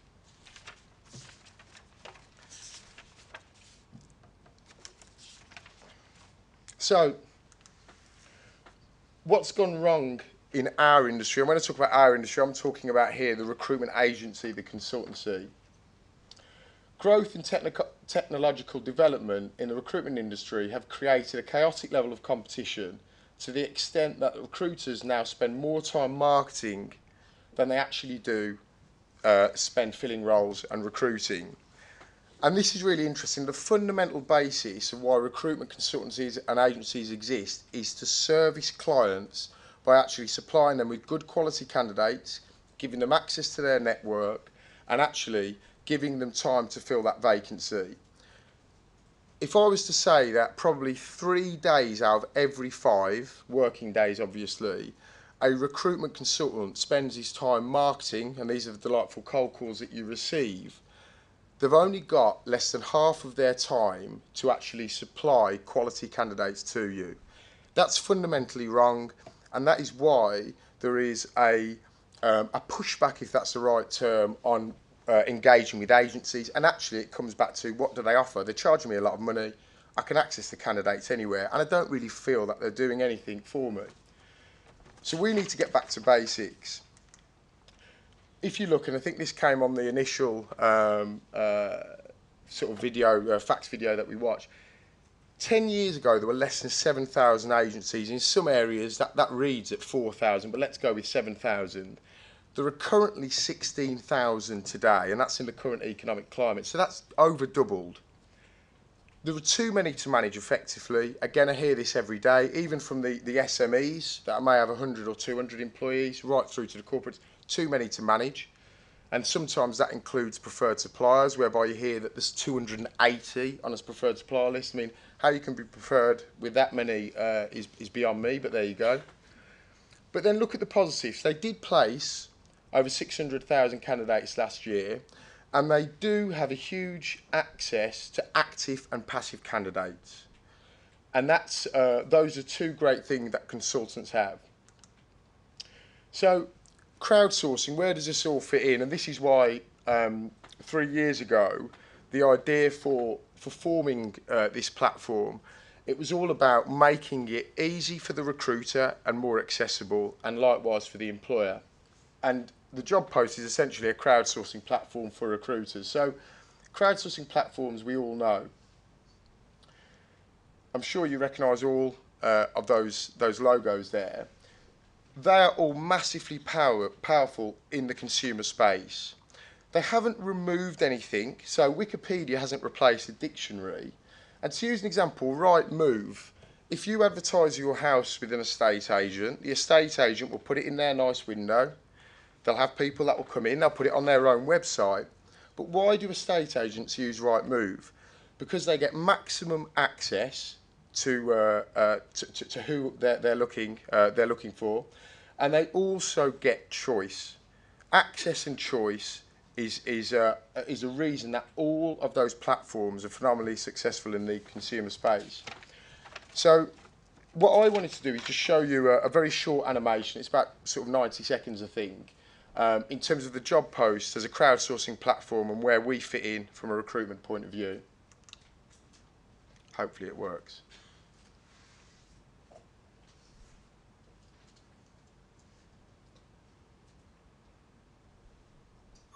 Meet Ben. Ben's a great recruiter with talented candidates. Each one is a gem. Ben is one of many. Very many. All have unique talent. Talent that can make a big difference to a business.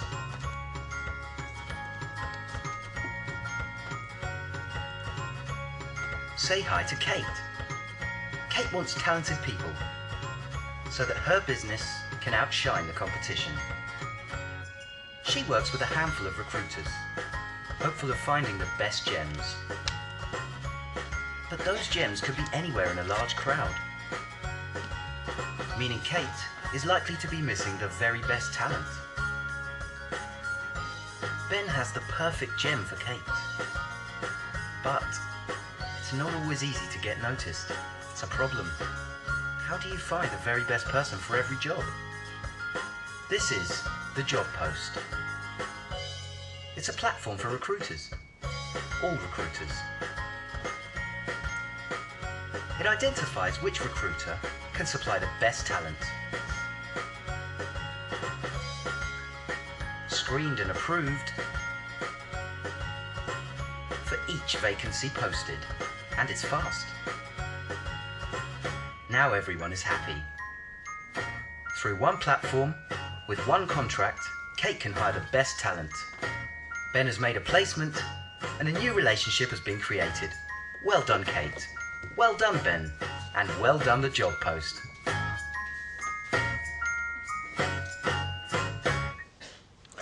Okay, so the Job Post as a platform of recruitment crowdsourcing, it's quite simple. It hosts all of the recruiters. I mean, we're focused, for example, in the UK. We've got 33,000 registered consultants, and that's probably, well, will be from the largest recruiters that exist in the UK right down to a startup from last week. And we're looking to connect that not just on a UK base, but also on a global perspective as well. So having access, or giving you, the employers, access, and bear in mind this is a no charge access until the point of mutual interest, i.e. you've found that best candidate, means that you can distribute and post a vacancy out, get maximum access to the market, and ultimately receive applications and candidates that actually meet the criteria. So the key benefits: you access the best talent. It's flexible. You can post any number of vacancies. It can be used alongside direct sourcing. It's not a it's them or us. It can be used, and it can actually be used to compare and contrast. If you've got CVs, as I mentioned, or a candidate that is better, but it has come through an agency, surely that candidate should be considered. Access to MI to actually evaluate that data. Integration with applicant tracking systems. I'm aware that there's a lot of corporates here today, so integrations with the likes of Lemes, Taleo, etc. So that means that from a compliance perspective, if you're posting a vacancy out or receiving applicants, it still goes into your existing talent pool. You don't need to use this as a separate platform, if you like. Managed suppliers. We get asked, well, I certainly get personally asked a number of times, can we actually manage all of our suppliers through this where they can get access to our vacancies? The answer is yes. However, it can be used just for specific and niche roles where you might need extra help. Procurement friendly. What was it's quite funny, but I couldn't actually laugh in the meeting, obviously, is that I met with a client that said that their policy on recruitment agencies is that if they're not turning over £1 million, they actually can't be a supplier. So I said to them, well, okay, so you've knocked out 95% of your access to candidates through agencies. They've still got a huge, but they're using all the major players as you would expect. It's complete, absolute madness, but well, hopefully they'll change that policy soon. But it's procurement friendly, so as a free tool to get through procurement is easy. It's cloud-based, which I'm sure everyone's heard about. There's no installation. It can be used as and when. And interestingly, the platform can be used as part of an RPO, and I think that shows how robust it is. So we currently work through AMS, or Alexander Mann, which a lot of you will have heard of, and that actually supports them as an RPO deliver candidates on the basis they need to. And that's it. That's the end. I haven't got time because I've run over, I think. So, but if there's any questions, there's a few of my guys and myself that will be outside. It'd be great to introduce. Thank you. Thank you, JP. And thank you very much for hosting us today. It's a new approach, crowdsourcing. Please stop and see the guys. After all, they've helped host and arrange the event today.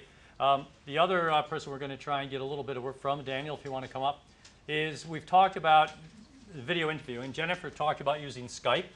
Are other of you using video interviewing at the moment? Anybody? Yeah? Oh, so quite a few, Daniel. Okay, so we're setting you up quite easily there. Thank you. I think it's been one of those debates we've had a long time over the last 2 or 3 years. Is it a video profile? Is it a video interview? How about your company promoting yourself with video? You got a few different things you can do with Sonru and the Sonru platform, correct? Yeah. All right, Daniel, over to you. Thank you. My slides, I'm just not sure. You're just gonna Next. All right, perfect. This with great confidence. There we All go. right. Good morning, And everyone. Need you to kind of stand by the video. All right, all Otherwise, right. they won't hear you on the All live right. stream. Good morning, everyone. Keith's brother in Portland will hear you. All right, good. Good morning, everyone. My name is Daniel. I'm from a company called Sonru. Actually, Alan briefly mentioned, we offer a video interviewing solution. I know I'm between the break here, so I'll keep it very short, 10 minutes max, I promise. Just wanted to touch on 3 things. What is it? Why are corporates using it? And basically, who's using it? So just a quick start off. What is video interviewing? Well, the idea is to engage your candidate and screen them using video technology. Unlike Skype, what Sonru offers is actually a one-way video interview where the recruiter actually builds a questionnaire. For each question, they determine the amount of time to read the question and the amount of time to answer the questions. It allows a fair and efficient screening process of the candidates, but it's also an engaging process, and which, as you can see here, an example. The benefits out of it is there's no scheduling, so the candidates can complete it at their own time. And it replicates a similar interview as if they were going into your offices. They don't know the interview questionnaire, et cetera, but they can see some video, et cetera, about what the company offers and so on and so forth. From a recruiter perspective, well, what it adds is actually the recruiter can watch the videos as many times as they want. They can share, score, comment, rank, group, et cetera. And as you can imagine, it can help if you're doing, if your managers are in various locations or your recruiters, so on and so forth. Why are people using it? It really varies. We get corporates approaching us. Primarily, international recruitment is one that's a given. For example, one of our latest clients, Qatar Airways, they're an airliner, but they were still filling their seats using to interview candidates in Doha. So as the VP of recruitment jokingly told me, he said, actually, you could probably charge us whatever you'd want. We'd still buy your solution. But one of the other things actually is some of the corporates out there who are trying to identify top talent very quickly. So speed to hire, for example. One good example is one of our clients here in the UK, Blackjack Promotions, one of the top 10 media agencies. They place candidates on shifts at airports, et cetera. They want to evaluate the interpersonal skills of those candidates, make sure that they're they're smiley, they're passionate, etc. So video interviewing actually can help you a lot in that kind of scenario. Other clients, if you're managing a lot of volume, graduate recruitment, for example, Nuclear Grads is one of the Times top 100 UK graduate employers here in the UK. They actually screened with using assessments, 3,000 something candidates using cute assessments, and then 600 candidates went on to video interviewing, down to 120 to assessment centers, and then 45 placed with Rolls-Royce, Magnox, etc. So very efficient from that perspective. And or if you're actually wanting to engage with your candidates, Sage, third largest ERP provider in the world, hiring the best sales reps is very important, and they're using video interviewing for basically assessing if the candidate would be a good fit. They'd ask a few simple questions, then present those top candidates what they feel. So it really gets the candidate to expand a little bit more on their CV, but also put it to life. So what I normally say is I have a lot of discussions with various heads of resourcing, et cetera. Say, look, tell us about your challenges. Video interviewing can be a fit. And some of the people here in the room, I've had various discussions.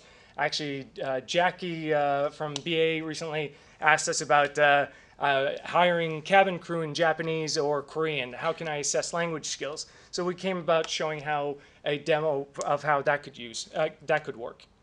So the interesting thing is corporates are approaching us primarily with the idea of using it for international recruitment, but the actual benefits they get from it is really it's an efficient screening process, and it really helps them reducing the hiring time.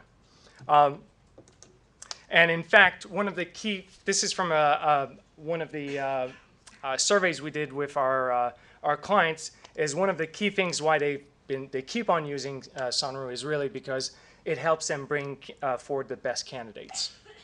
So you're probably wondering, what do candidates think about this? Well, we also made sure we make the candidate experience as simple as possible, make it as nicely designed, but also, as you can see from the survey we've done with the candidates going onto our system, about 1,000 or so responses, it's very positive, so about 75%.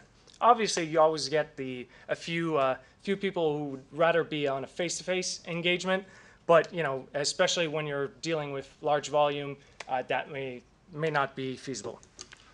One of the key interesting facts is it's a growing trend. Skype, etc.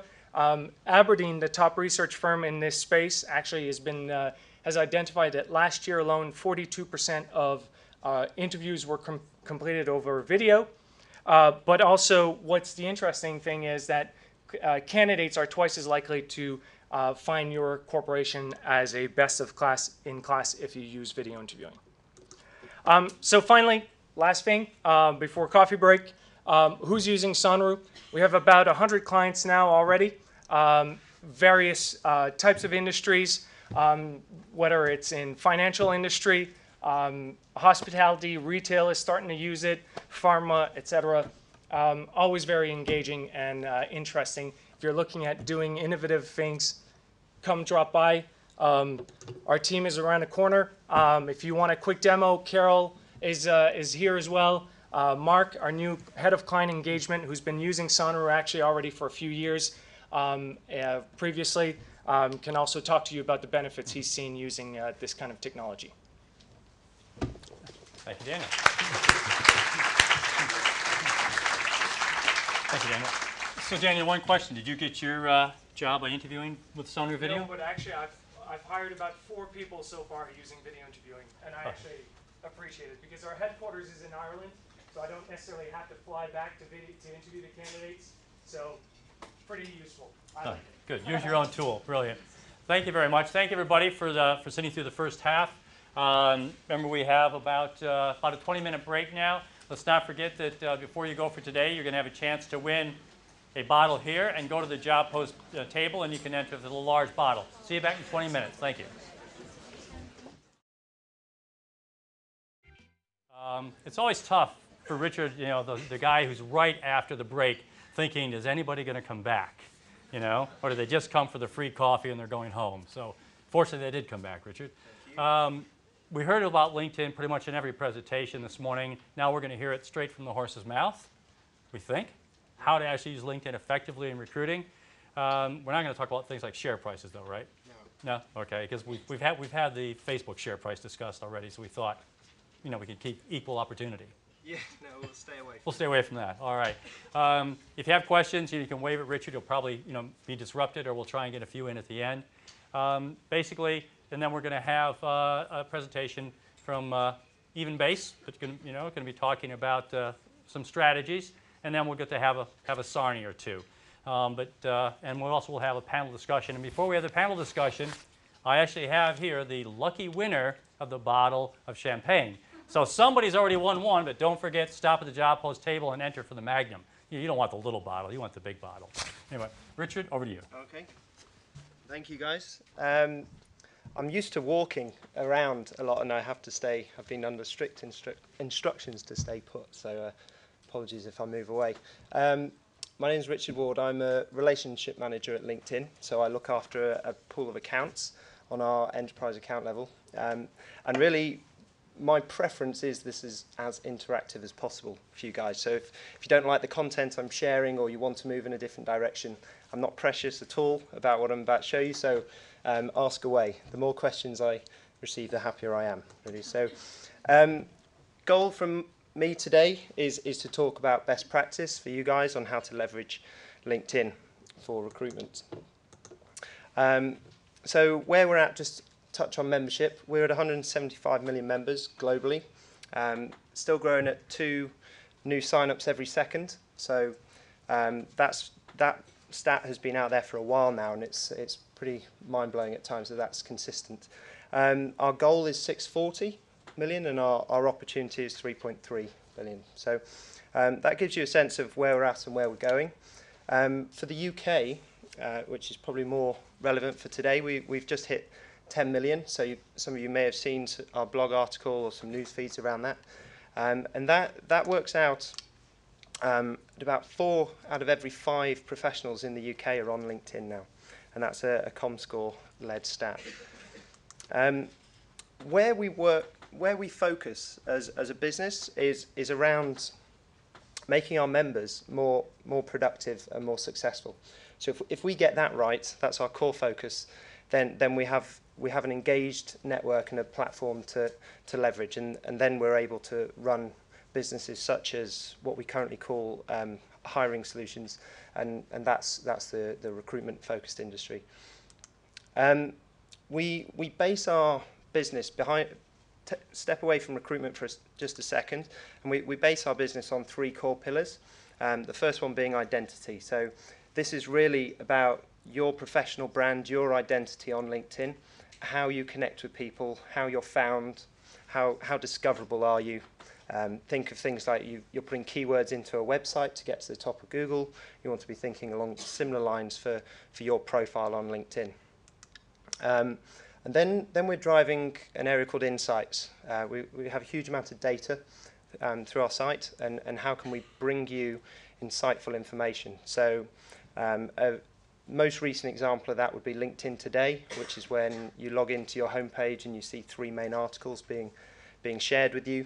That's articles that are being shared from your network that are relevant to you by profession, by industry, etc. And you can customize that to make that your daily publication. And then everywhere is the third piece, and this splits in a few different ways. Firstly, mobile. We're at 23% of our traffic now is through mobile, and so that's becoming a significant chunk of the traffic we receive, and growing in importance for us. You'll see new iPad apps released over the last year, iPhone apps, etc. And then another side to everywhere is our API platform. So it's our developer site. So we have things such as you can bring in an app onto your website, encouraging people to follow you on LinkedIn, so building a community of followers. You can do things like apply with LinkedIn. So as a candidate goes through the application journey on your site, they can actually apply with their LinkedIn profile. So that populates the form for them, so it speeds up that candidate flow. There's a variety of other things we're working through and getting LinkedIn outside the walls of the site. Quick piece on sort of why recruit on LinkedIn. It's a user-generated profile. So what we mean by that is it's self-published, self-updated by the member. So it's the most current set of data that you, or set of information, sorry, that you can get on a professional. The power of the network pulls that together, and then some keywords that we work on a lot and come up in every conversation I have is targeting and relevancy. So if you think of LinkedIn, there's so much information, so many layers of information in a profile or on a company page, then we can get very targeted about the messaging we send out to market, and we can make that very relevant. So there's a lot of conversation we could be having around targeting and relevancy. So right information at the right time in front of the right person. And then passive talent, that's been our sort of key positioning. I've been at LinkedIn for 4 years now, so definitely 2 years ago I would have only been talking about passive talent. Today, though, our message is changing slightly as we are 80% passive, 20% active candidates. And if you take the UK as a subset, then if we've got 10 million members and 20% of them are active as an average number, that's a pretty interesting active candidate pool as well. So, Bridget Hutchinson is does anyone know Bridget in the room? She's one of my clients. No? How do you not know Bridget? So great case study from Dixon's. They've really focused on how to build what they call an internal agency. So their direct sourcing model is all about it being an internal agency, so taking a lot of best practice from their in-house and saving money and cost saving. So there's more information behind this if you're interested to see what they do. There's a full case study around it. So one of the key areas on LinkedIn is focusing around becoming that employer of choice, and where everyone, so that's a pretty broad statement, so how do you start? And it starts with yourself. So sort of first sort of rule of thumb is, if you're going to recruit on a social platform, be social. So participate, get your profile in good shape, get your information there, present yourself correctly, build your own brand and your company's brand in that way. So there's a few areas to maybe focus on. Is your network. So there's different approaches, and there is no exact rule as to what you do with your network. But do you want to just connect with everyone and anyone, or do you want to have a niche or a more tailored focus? And these are decisions you guys have to make. Other stuff that's really building on LinkedIn now is updates. So putting in personal comments on a daily, weekly basis, sharing articles, etc. And that's really how you start to build yourself out as that thought leader in your industry, in your market. And then obvious stuff that I'm hoping you guys are all comfortable and familiar with is things like recommendations and what groups to join, etc. And then it's really how to build your company. There's a few things. So 3 Mobile are running a really nice career page on LinkedIn. So when the candidate's looking for more information around their employer brand, their proposition, this is a destination page, and a lot of things link back to this. It's where your jobs are hosted, etc., and you feature your recruiters, that kind of information. Something that Hertz are doing well is building out their products and services tab. So less on sort of recruitment focus, but very much still led around the information that you can share with candidates. If you take a typical journey of a candidate or a LinkedIn member, they're going to look at your profile, they're then going to look at your company, and they're going to search for that information. And especially if they're passive, they're going to be doing their research. So if you want to warm up that candidate, convert them into applying or generate that interest, you need to be getting your message out there and have some level of communication. And then there's a wealth of data and tracking information. There's just a visual really of a graph that you can pull through, so you can see where the spikes in traffic are related to. If we posted a ton of jobs, what impact would that have on your company presence on LinkedIn? Are there any questions around that as I rattle through? No? Please ask questions. So some other ideas to throw out there is positioning your company as a thought leader. So everybody's kind of aware of and interested in groups, and we need a group, we need a recruitment focus group, etc. But the best ones I've seen are really around kind of innovation groups or thought leading groups. And kind of a parallel I often take is think of LinkedIn. It's a network and it has its priorities, but then you're able to recruit from it, and try and think of groups in a similar way. So if you build a group for an area of expertise and a professionalism and get your hiring managers or industry leaders from your company posting discussions and leading that conversation, then you as recruiters are able to be in that group and leverage that talent and find it. But if you start a group just for recruitment, you're going to struggle. That's more a personal opinion, not a LinkedIn opinion, but I wouldn't recommend that you go down that route. It's once the talent's been fished and those candidates have got jobs, then are they going to keep coming back to that recruitment group? Whereas if it's an innovation group, they will do. So Statoil is an example here that are doing that pretty well. Then another area to be aware of is followers. So a lot of conversations I'm having around we feel we need a group, but we don't have a community manager, or we don't have time. We can't be writing discussions. Maybe we don't even have buy-in from our exec board for them to be leading the discussions in that group. So what else can we do?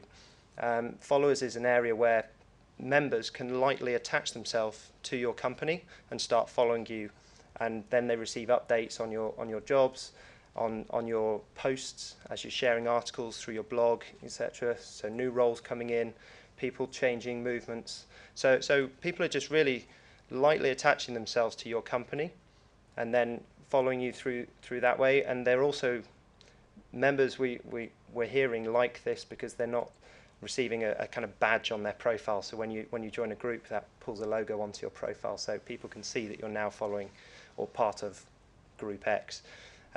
So followers is definitely an area that we're investing in.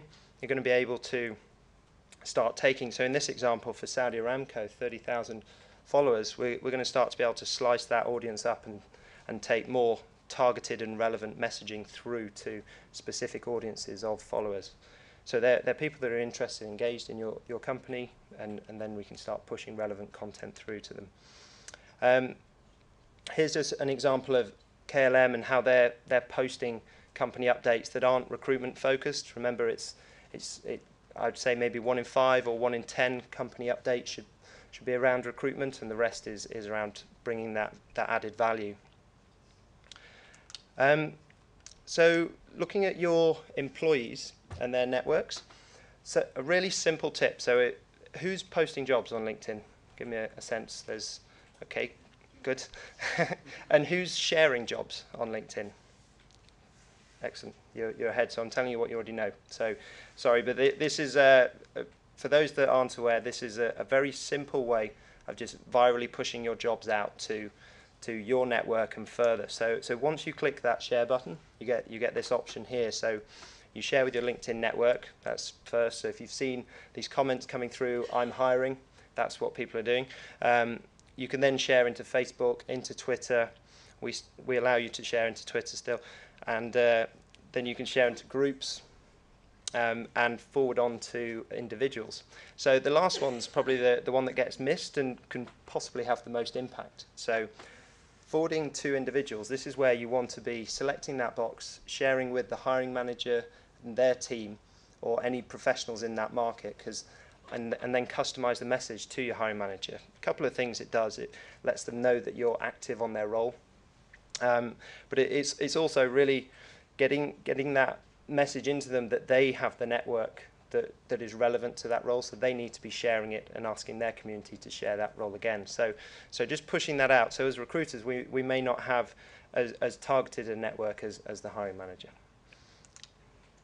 And that's a visual of what it appears like in your update stream. So been touching on relevancy and targeting. So what's happening here on this slide is that's my colleague Chris Brown. He came to Juan's profile. Juan works at BP, and BP are owning this ad space. on their employees. And so what Chris is seeing is an ad. We call it LinkedIn Picture Yourself. So Chris is able to see his picture, his name, and his new job title at LinkedIn. So we're doing a lot of matching, and the matching and relevancy around LinkedIn is all driven through the data that we hold. So if you go and look at anyone from BP today, you will see your picture, your name, and your proposed new job title with that company. So that's some of the relevant and compelling advertising we're starting to drive out. And these are our top performing ads, just to give you a sense as, from our site on sort of measures such as click-through rates. So I'm wrapping up here, so if there's no questions, we get out early. So five main things to think about for yourselves in the next 24 hours. Enhance your personal brand. That's really important for you as an individual. Updating your status on a regular basis. I'm guilty of that. I don't do it often enough, so we all can improve on that area. Sharing your company's news is good for your PR team, your employer brand, your messaging, etc. Try following a few companies so you see what that experience is like, see the kind of messaging you receive, and then whether you want to engage in a campaign for yourselves around driving followers. And then finally, support your recruiters' efforts. So that's probably the number one piece, because if they're going to recruit on a social platform, the more you're engaged as a wider company, the better the impact that's going to have. So that's me done. Are there any questions? No? Okay. Stay here for a second. We'll see some questions. Thank you. So do we have some questions for Richard? And if we do have questions, I think we have a couple microphones in the back, if the guys have still got them. Right, we bring a microphone. Because we are live streaming, we need you to actually use the microphone so your voice gets broadcast to Keith's brother. You missed that. Keith's brother in Portland is supposedly watching us. Okay. Yeah, right. from his ashram. Hi, right. Portland. Yep. Just push down the red button, and then the orange lights come up. There we go. Right. Hi, is that working? No. I can repeat the question if that. We can repeat the question. We need to. Yeah. Go Okay. ahead. It's working now. My question is. There was very little about in-mails in your presentation, and as Jennifer alluded to earlier, maybe they're becoming less effective. What's your experience with so many people sending in-mails? Are they becoming less effective? Yeah, so we haven't. Perhaps you just want to explain to some people who might not know what an in-mail is as well. Okay, so an in-mail is a message inside of LinkedIn. So when you invest in certain upgrades onto your account, you get credits that you can send to people outside of your network. We're seeing our response rate still hold between 20 to 30% as a global average. So I'm not hearing they're less effective in any sense. What I am hearing from some of my more maybe thought-leading clients is that they're putting an increased emphasis on calling. They feel that recruitment's going through a shift, and they hold LinkedIn in value in that they can find the candidates and they can send them an email, but they're hiring recruitment teams that pick up the phone. And so I think maybe over the last 5 years there's been a shift of people coming into direct sourcing that aren't comfortable on the phones, and I've got clients that are definitely focusing in that area now. Is anybody else using the in-mail quite a lot? Do they find it useful? Yeah, right. We have a question here in down the aisle. Thanks. Have you ever thought about creating a multiple license for multiple users? I'm asking this because as a team we share between 3 people, and obviously only one person has their name attached, and the whole point of LinkedIn is that personal touch. Now, you could obviously charge a higher premium for that. I just think as businesses grow and more people need this service, is it something you're considering? Because it's missing, we haven't got the budget to buy 3, but if there was one that was sort of 1.5 times the price and all 3 of us could use it, it would add more value. Yeah, so we've been asked for, some people have called it a recruiter light. So you have the recruiter license, I'm guessing, is that right? Yes. Yeah. So I think that's our premium product, and we're sort of holding that as a single license product. I don't see that dropping. There are other solutions that you can get into, but they're more subscription-led through credit card. I don't see a recruiter light coming into the market. I think the direction we're going is more around investing in that product to make it more valuable to the wider team. So things like Talent Pipeline has been a recent upgrade, so that it's got CRM functionality in it. So being honest, I don't think that'll happen. Thank you for being willing to take that question, Richard. Yeah. Any other questions for Richard? Yeah, we have one down here. And try to hold the microphone fairly close so that you're picked up on the broadcast. Thanks. Okay, so just back to the discussion around in-mails. Yeah. Basically, in my experience using LinkedIn Recruiter, I found that sometimes if a candidate's going to decide whether or not to respond to you, they're going to check your profile out. They're going to look to kind of see, you know, your status, your title, you know, your recommendations and things like that. What sort of tips could you give, perhaps, for a recruiter to be able to, A, measure how influential they are in the market by their LinkedIn profile, and in some ways to kind of build the strength of their profile so that if they do send in mails to people, they're much more likely to kind of get a response rather than being ignored?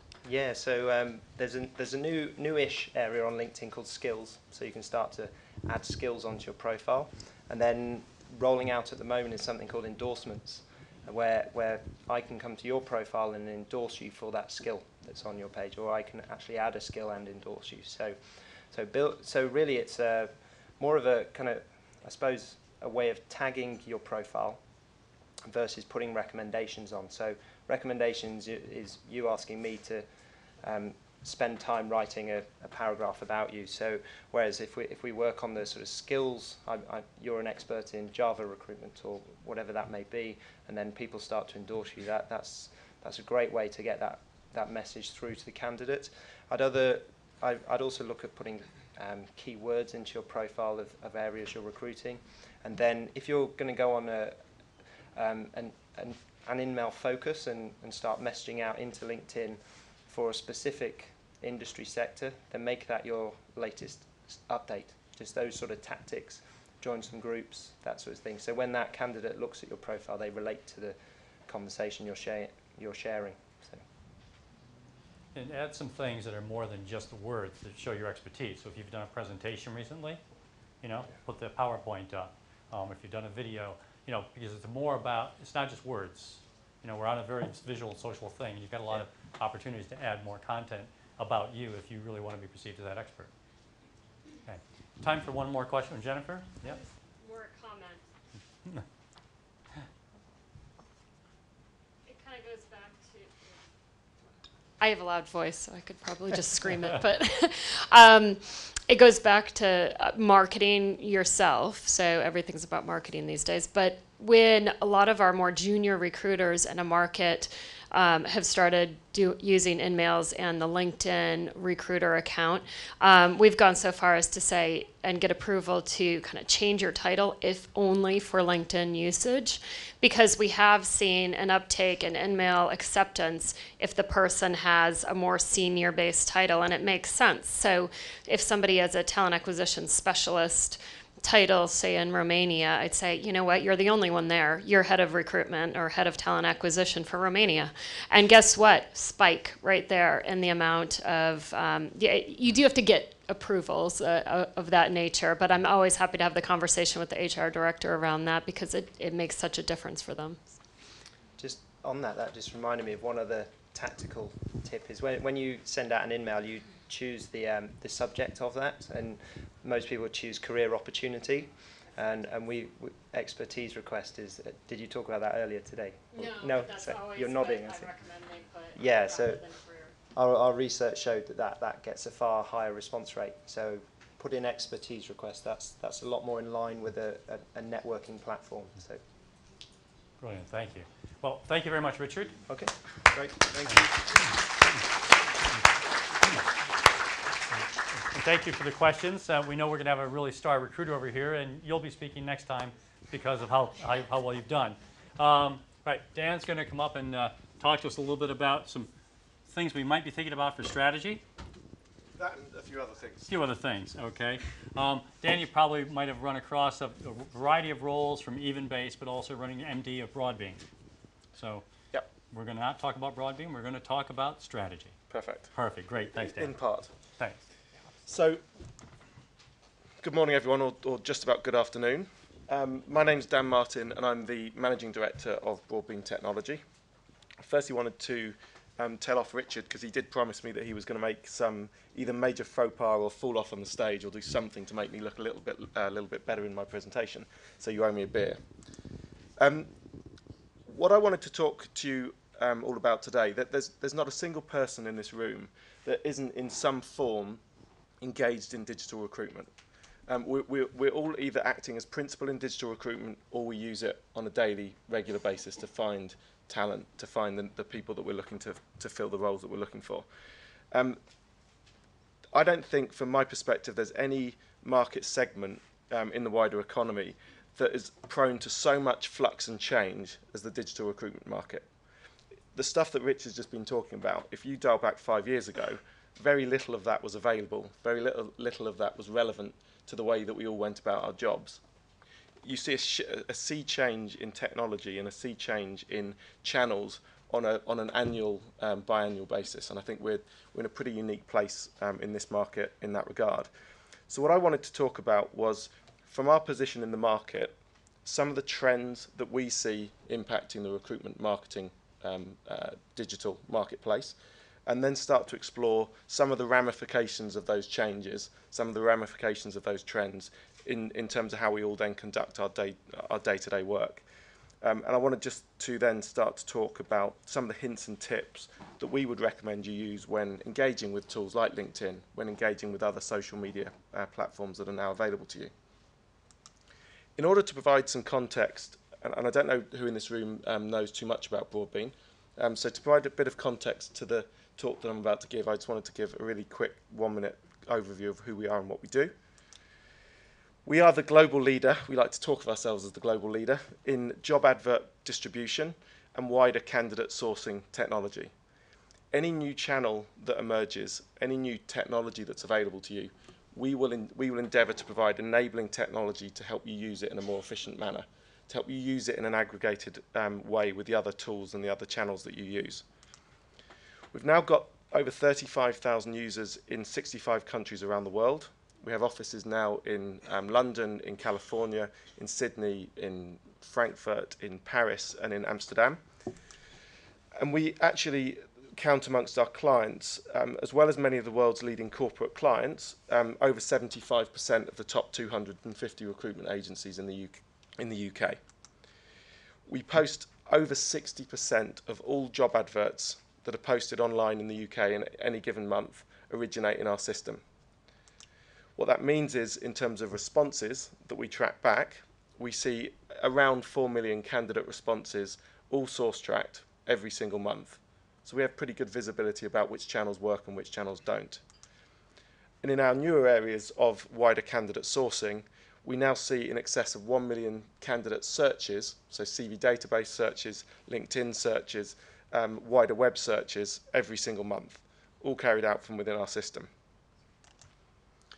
So we like to think that that gives us a pretty unique view about some of the things that are happening in the recruitment marketing marketplace, some of the key trends and key themes.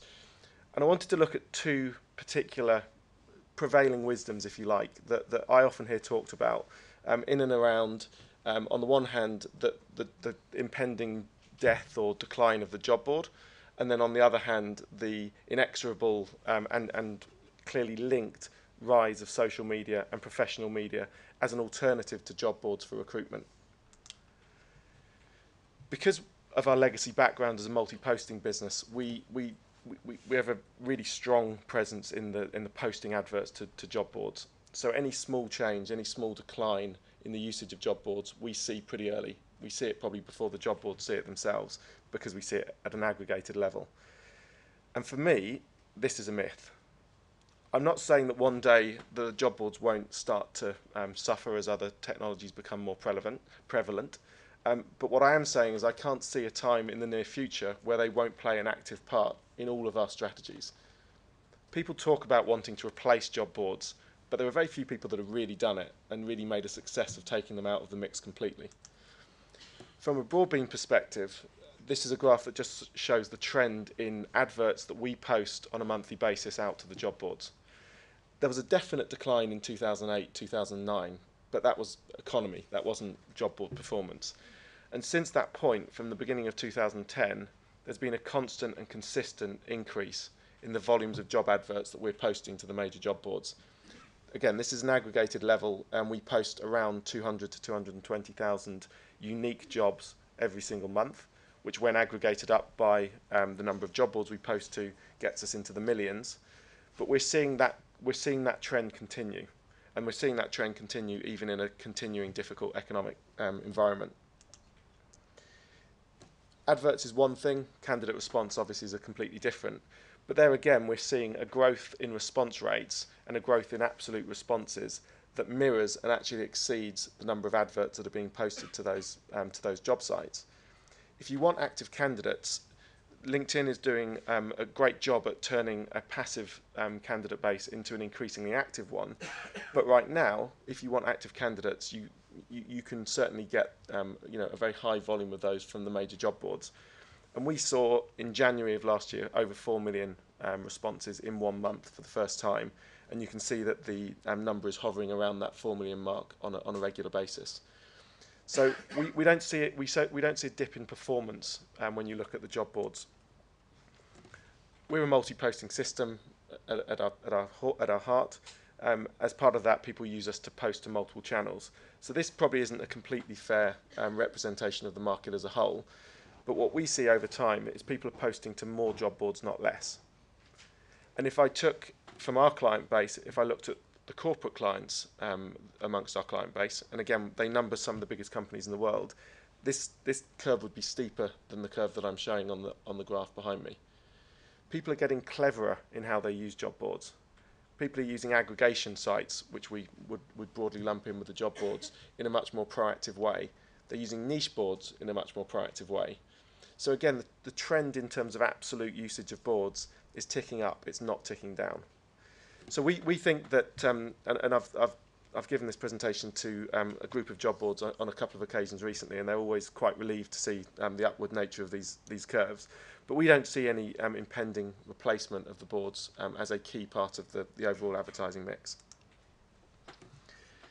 So if that previous assertion, in my view, is a bit of a fallacy, is the rise of social media and professional media as a substitution for job boards also a fallacy, also a myth? And I have to say this time, I think that there is a lot of truth in what is being said. Social media is absolutely a channel that people are starting to engage with in a much more comprehensive and engaged manner. From the candidate perspective, the numbers are unbelievable. 18 million Americans claim that they got their last job from Facebook. 18 million people. 10 million claim to have got their last job from LinkedIn. That's probably a bit less of a surprise. And 8 million claim to have found their last job on Twitter. So from the candidate side, they certainly seem to be believing that social media has a part to play. In terms of the corporate recruitment market, again, people seem to be buying into it as a channel. 90% of people at the start of 2012 claimed that social media would play a key part in their recruitment strategy this year. And 65% claimed they'd already made hires from social media. And specifically, this doesn't include LinkedIn. And if you threw LinkedIn into this mix, as you saw when you all raised your hands earlier, the numbers would be even higher still. So the hype is there, and the hype seems pretty clear. But again, we have some data that we've examined to try and give some context and content to those claims. What I did was I took a point in time over the last 3 years so that we could compare like for like on a monthly basis, and looked at what the volumes were of people posting jobs to Facebook, to Twitter, and I've included Indeed on here just because I think there's an interesting trend emerging there as well, and compared that to the trends that we're seeing in the world of the major job boards, the Total Jobs, JobSite and Monster being the 3 largest job boards in our network in the UK. In 2009, unsurprisingly, Twitter was maybe making a little bit of an emergence. Facebook was nowhere. Indeed was making very tentative steps into the UK. By 2010, you'd seen a real change. Twitter suddenly was up there as one of our leading destinations to post jobs to, and Facebook was starting to appear on the radar on a regular basis. And this matched to conversations we were having with people when they were asking us, how do you post to Facebook? How do we get value from Facebook? So you started seeing some real noise and some real evolution during 2010. The really amazing numbers though were 2011. So again, this is December versus December versus December. In December 2011, by a country mile, the largest destinations for us to post jobs to were Twitter and Facebook in that order. And if you just look at the graph above it, the change from 2009 to 2011 is startling. And we were really surprised when we saw this. And this chart does the job boards a real disservice because it makes it look like they're not performing. But actually, the scale is just the scale has just changed dramatically. The job boards haven't shrunk, but social media has genuinely become an alternative posting channel for people to look to hire talent. I then updated it for our latest stats for July, and we've seen a couple of interesting things there actually. The first is when comparing July with December, the job boards actually increased by 40%. These three key job boards increased by 40%. July is a higher volume month than December, always is, so that's probably not that surprising. Twitter and Facebook only increased by 10%. Zoom. So what had seemed, apologies, what had seemed like an sort of inexorable growth seems to have tailed off a little bit when you look at the two things side by side. The other thing that struck me as being particularly interesting here is the trend in Indeed. Indeed is now by some distance the highest trafficked recruitment site in the UK, and in terms of volumes of jobs being posted through our system, it's also now the single biggest channel. And interestingly, in 6 months, the increase is 100%. So they've gone from just over 40,000 to just over 80,000 ads posted every single month through Broadbean. This clearly isn't comparing apples with apples because it's free to post jobs to Facebook, it's free to post jobs to Twitter. I'm sure everyone in this room thinks it's far too expensive to post your jobs on Total Jobs, on JobSite and on Monster. So it's not like for like. So we then just delved into the data a little bit more and looked at the response volumes that we see for the same kind of period.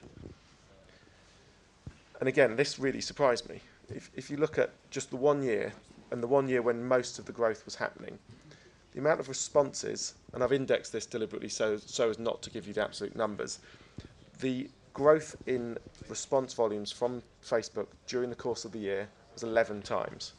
And again, that's January to December, high month to low month. So actually the factor is probably more like 15 times.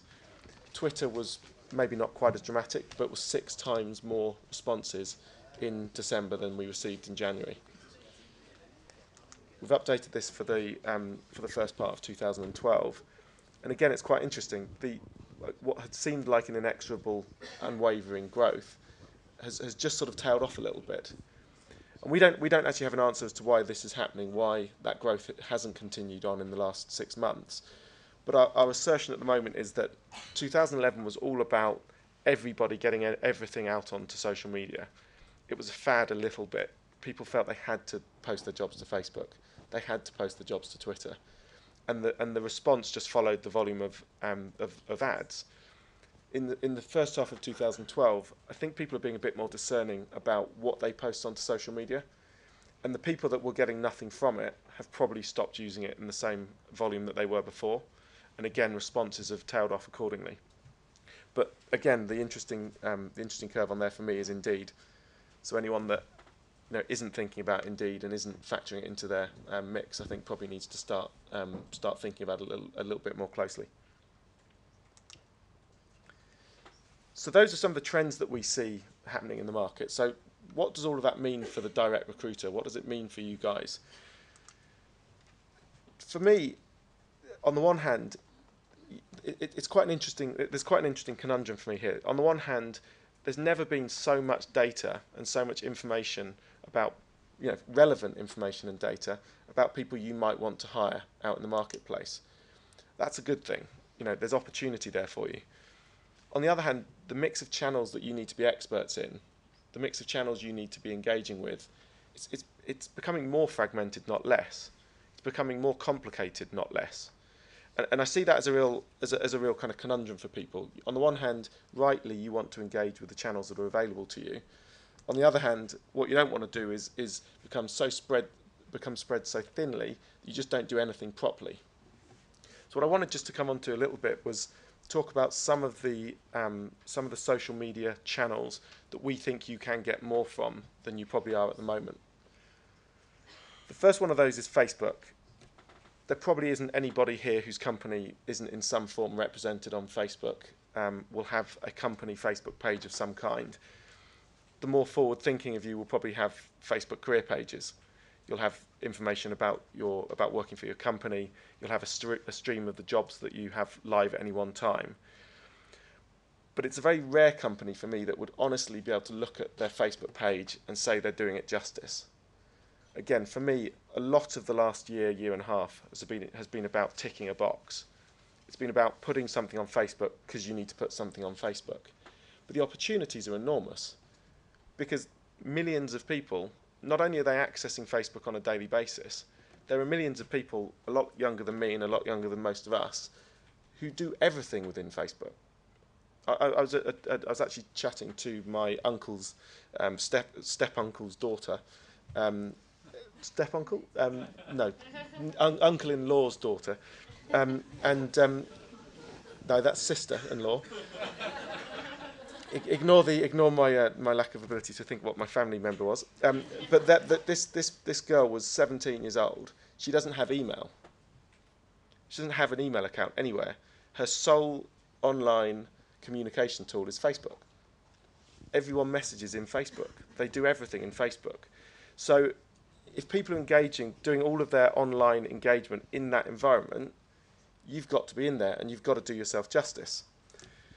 So I've pulled together a few do's and don'ts, and I'm not going to go through all of these because I actually think they're fairly obvious. And I think, to me, the key is to sit back and look at what you're doing and ask yourself about whether it's appropriate or not.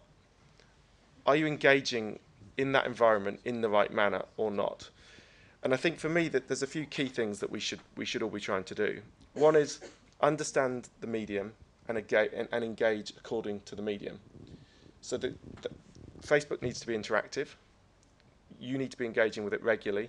You need to be putting fresh content on. You need to be putting interesting content on. And you need to be allowing people to engage with that content, to comment on it, and engage with them when they comment on it. You need to be engaging with it in a human manner. The style with which you engage in Facebook isn't the same style that you'd engage on LinkedIn or on any other channel. It's different, it's more relaxed, it's more social. And I think you need to think about that and the kind of content that goes on. And the other thing I wanted to look at was, how are you getting people onto your Facebook page? Because if you're not putting good content on and you're not making it fresh, then people aren't going to go onto the site.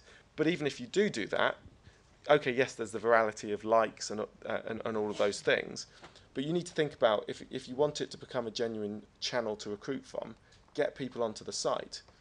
And I don't know how many people have actually sat there with the equivalent of Facebook's equivalent of Google's PPC and built a campaign. I actually did one on Friday evening just for the fun of it, and it's really interesting. You can be very, very targeted in the way you advertise, and you've got complete control over the way you spend your money. So if you've got ads that you're struggling to fill, you've got roles you're struggling to fill, then drive people to your Facebook page with relevant content through the tools that they provide and see whether it does anything for you. I'd lay money on the fact that you'll start to see results in a way that you're not at the moment. The don'ts are equally obvious and mainly the opposite to the do's.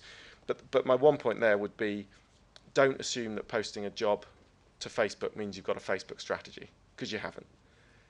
You're ticking a box. You're not doing anything other than ticking a box. And you're one of the people that's probably not going to be posting to it in 6 months' time because it's doing nothing for you. Twitter, again, is interesting. The volumes were very high, as you saw.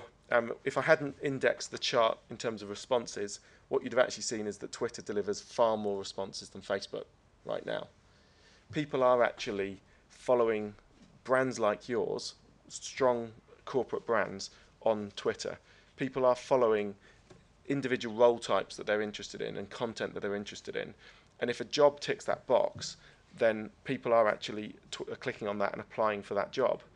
Again, there was a comment raised earlier, which was you shouldn't just put out a stream of job adverts in your Twitter feed, because that's not going to be effective. But if you can put relevant content, the same kind of content in a different style that you're probably putting out on Facebook to a certain extent, and then interspersed amongst that interesting jobs that you're looking to fill, it will yield results, and it is interesting. One of the other assets that I think you have as direct employers that the recruitment agencies don't have, for example, is your employee base. Social media does quite an interesting thing to your employee base, in my opinion. You can create a talent pool out of your employees, multiplied by 2, 3, 4, 500 people that they all have in their social networks. We actually have a tool, which is up on screen at the moment, but there are lots of others out there in the market that basically, through clever matching technology, turn your employees' networks into a talent pool. It leaves control of those social networks to your employees, so you don't have to worry about recruiters abusing your employees' social networks. Control resides with them, but you turn what's always been probably the most effective hiring methodology into one that can really deliver volume. And I think, again, as corporate employers, you've got an opportunity there that isn't available to recruitment agencies and other non-branded organisations. And the final thing really for me off the back of all of this is source tracking is everything. Because although all of the channels that we've talked about in the last part of this talk are free to post to, they're not free. If you've got 1 or 2 or 3 people whose jobs it is to make sure you've got relevant, up-to-date, interesting content on Facebook, then that's costing you money. If you've got one person whose job it is to make sure that they're monitoring Twitter and posting the relevant content to Twitter, then it's not free. If you buy our employee referral product, it's definitely not free. And you've got to make sure you're tracking just as religiously as you would the job boards what you're spending on those channels and how effective they are. And again, most people that we talk to don't do that. They know that they get some response from social media, but they don't really understand. They don't really understand how effective it really is, and they certainly don't understand ROI in the context of social media. And then just to finalise, for me, as corporate recruiters, you've got massive advantages in this new world. You've got a brand that most recruitment agencies don't have. You've got expertise and content that people are interested in that most recruitment agencies don't have. You've got data, a huge amount of data that you're not properly using to better tailor your recruitment activity. It's all available to you, it's all usable, and it's a real advantage that you have. And then if you can leverage your employees at the same time and make them, a core pillar of your recruitment strategy, all the better. I think you'll yield fantastic results. So that's everything from me. Hope I didn't overrun. Thank you very much, and if there's any questions, I'd love to take them. Thank you, Dan. Excellent. Good presentation. We can take a couple of questions from Dan if anybody has some driving questions. Jennifer, so we'll wait for the microphone to come down. Please don't ask me about that relation, because I really can't get my head around exactly who she was. No, it's about Facebook. I have an employee that is a contract recruiter, actually, and she's done something rather interesting that I just haven't had the time to do, and I was wondering if you've heard of a lot of other recruiters doing this. So I obviously have, for instance, a Facebook account, and I do keep that more social. Yep. Like most people do, and LinkedIn more recruiting and professional focus. What she's done is created 2 Facebook accounts. So she has her social one, and then she has the one that is her, basically her recruiting SAB Miller persona. And so she posts all the feeds and everything else through that, because our group SAB Miller Facebook page isn't going to be the most relevant to keep doing all the recruiting. They do a lot of other things on there. So have you seen a lot more of that, and what's your take on it? I haven't seen a huge amount. I mean, I am aware of people that have done it as well, and I think we all understand why you would do that. The attempt to keep, and it's one of the inherent challenges I think Facebook has got when they start to try and do their own. We all know that they are going to launch something in the recruitment space, and one of the challenges I think they have is people do want to keep their professional and their personal life separate. And I think that's going to be a real challenge for them as they look to move into the more professional networking side of the market. Facebook has that innate challenge. Most of the people that we work with in this, it is through their careers site page, it is to their company pages, as opposed to their individual pages. So I'm aware of people doing it. I think it's probably really difficult to manage. Yeah. I'm not sure what your Facebook profile is then, if it's a professional Facebook profile. I'm not sure who you've even got in it. So I think it's a slightly confusing thing. She's more in the SAP tech space, so I think it's probably more relevant for her than, for instance, for me. But I could understand, because I do have a lot of candidates that then try to invite me on or get in touch with me on my Facebook page that I then decline, and I feel somewhat bad if they're really high level folks that I just don't want them to see, you know, what my kids are doing, and it's just not relevant. It's irrelevant for that meeting. So, I mean, I could see what she's doing, and I just find it interesting. I wonder if there will be an uptake in that. I mean, if you have, God, I just don't have the time to manage it. But and that's the thing. I think you get to the point where you've got so many profiles going on. And I do think from a personal perspective, for me right now, there is a real clear disconnect between where Facebook is and where LinkedIn is. Yeah. And for me, that kind of network and profile, I want to manage through my LinkedIn network. Yeah. I think trying to manage the two, I could just see it getting very confusing. So who in the audience is using Facebook for work or work only now?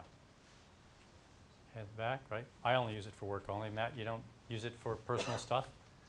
Darn, I was really hoping to know what goes on down in Sussex. Right, so I think, Jennifer, you're right. That is a challenge. If most people are using it as a personal piece, how do we merge that or not? I tell my family I don't use it for personal stuff. If you want to be really, really bored, go ahead and check me out on Facebook, because you're not going to really enjoy it. I'm not going to be talking about anything fun. So fortunately, most of my family stays away. You know, whereas I think your mother found something out on Facebook once, didn't she? You know, because we're using it for personal stuff. Oh yeah. Yeah. Okay. Yeah, she found out when the baby was due via Facebook. Right. Yeah. Bet she was pleased with that. This is what happens in your families. That's right. That's right. So thank you very much, Dan. No problem. For that. Thank you. Thanks, everyone. Yeah. So one of our tweeters earlier said, oh God, more stats. These people can't make a presentation without stats. And you're absolutely right, whoever the culprit was. We can't help ourselves, because the world that we try and justify what we're trying to achieve, our results, our measurement, is all loaded with stats. And I think Dan had some great stats there, so I appreciate that in having those charts. All right, we're going to go to a panel discussion now. So if everybody could come up, that would be Gary, Keith, and Simon could join us for the panel discussion. And before the panel starts, I have the lucky winner.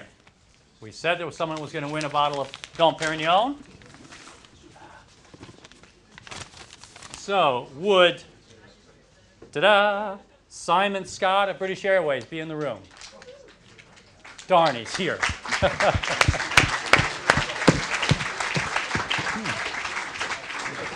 All right, so we'll give that to you, Simon. Congratulations. Fantastic. All right. Now, you see what he's got. We're all going to track him on the way home. Yeah. All right. I'm on a scooter, so you might find it a little bit difficult to keep up with me. Oh, we'll have to carry it for you then, I think. Yes. No. So don't forget, if you stop at the job post table, you could try and win the bottle that's a bit larger than that. Congratulations, Thank you Simon. very much. Thank you. Brilliant. All right, panel. How's it going? All right. Good to see you. Yeah. All right. Hi, Simon. All right. Yeah. All right. Are you on up as well? Yeah. Yeah. All right. So the key with these is just, Keith should be joining us, is just have them facing us a little bit, but not try and touch them too close. All right. And Keith join us. All right. Come on, Keith, get off the phone. Right. So we're going to do about 20 minutes or so, and then we can break and have your lunch and a drink and whatever. I love when we start calling ourselves an expert panel, because that's always a bit frightening and a bit scary. If I just ask the panel to introduce themselves briefly, and then we'll go straight to questions from the floor. And remember, we do need you to use the microphone so that the broadcast, your voice, let's get out there. Gary. Gary Watson, started as an accountant, decided I couldn't do accountancy, so I, like a lot of people, fell into recruitment. 25 years in recruitment. With Michael Page initially, I was employee number 72. It's obviously a much larger organisation. 3 years ago, I moved to a company called Investigo, much smaller organisation, and I got involved with the job post also at a similar time. Thank you. Simon? Hi, Simon Bishop. I'm the Global Head of Resourcing for a company called Exchanging, which is an outsourcing firm. Been using lots of the different technology suppliers that we've seen here today. Been in recruitment about 10 years on both sides, agency and in the corporate side for about the last 6 years. So that's me.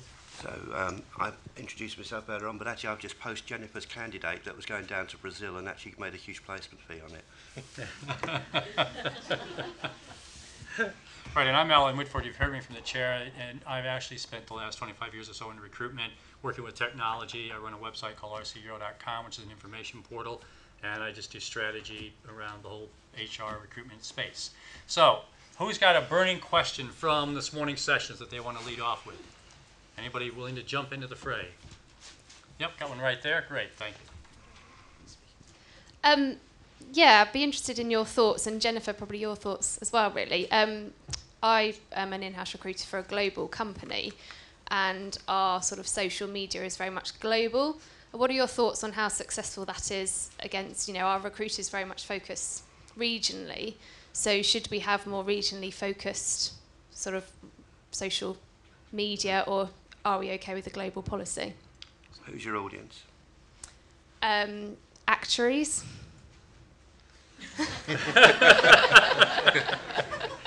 Okay. We recruit sort of in the actuarial space, but also sort of HR professionals as well. So you're recruiting actuaries globally. Mm-hmm. You've obviously got some key countries and markets in which you're operating. Multi-language or all in English? Multi-language. I mean, our biggest markets are the UK and the US, really. Okay. So, I mean, little game I play with people. About content. So just type into Google actuaries articles, actuaries blogs, and just see actually what people are reading them, like we were talking about with hackers. Actually start to think about where are actuaries hanging around online. Set yourself up with an RSS feed. No, they do hang around online, honestly. They do. Set yourself up an RSS feed. Simple thing is, I always say it's about content. It's about engagement. It's about actually putting in front of your audience content they might find interesting. So there will be an actuaries magazine in America. There is an association of actuaries. There are about 10 LinkedIn groups. But what you want to just think about is just go to dear old Google and start to search as if you were trying to find where these people are hanging out on the web. What are the trade magazines? Wall Street Journal. Where is content being developed? Put it into a little RSS feed, and then you can just feed that kind of content into your LinkedIn groups, your Twitter groups, your Facebook groups. Just a simple little thing. Takes 3 hours to do on a Sunday afternoon when it's raining, which is the UK. Simon, if you're recruiting globally, Yeah. Are you trying to go into what Keith and I used to call the global environment? We think globally, but actually all hiring is local. We certainly have been until quite recently. It's exactly the same thing as you said.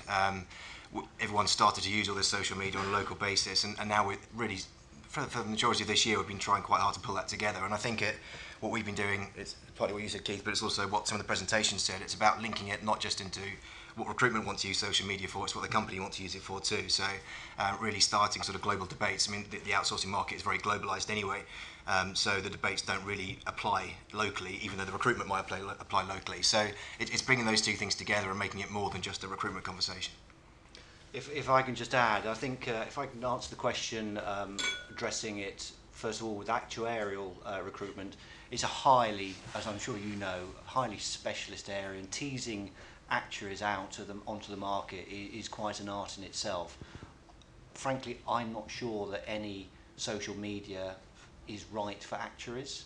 I think actually you need to partner with some specialist recruiters, and people I know of, say in the UK, Acumen, Darwin Rhodes, Eames Consulting, they spend a lot of time networking with actuaries to tease them onto the market. I think it's very, very candidate driven still.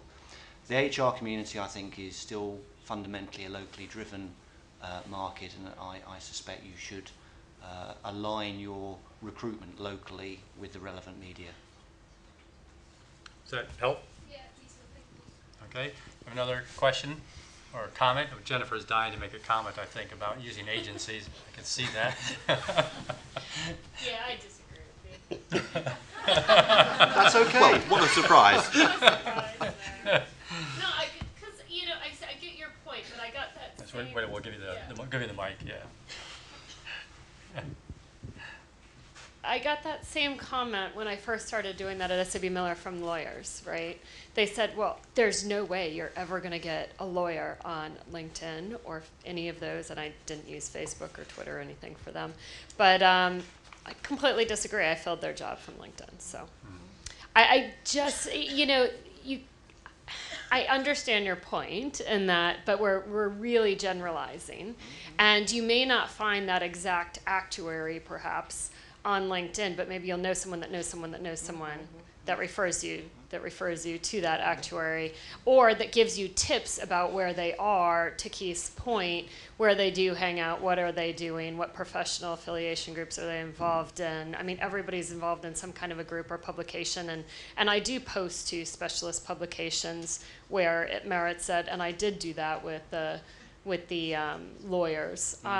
So, I mean, point taken, and I think there probably are some fantastic actuary recruiters, but I don't think we can just ignore that there are other ways to meet them with that. Now, it wouldn't be maybe all the same ways we attach everybody else. I mean, there is another tip. One of the growing trends we're seeing is talent mapping.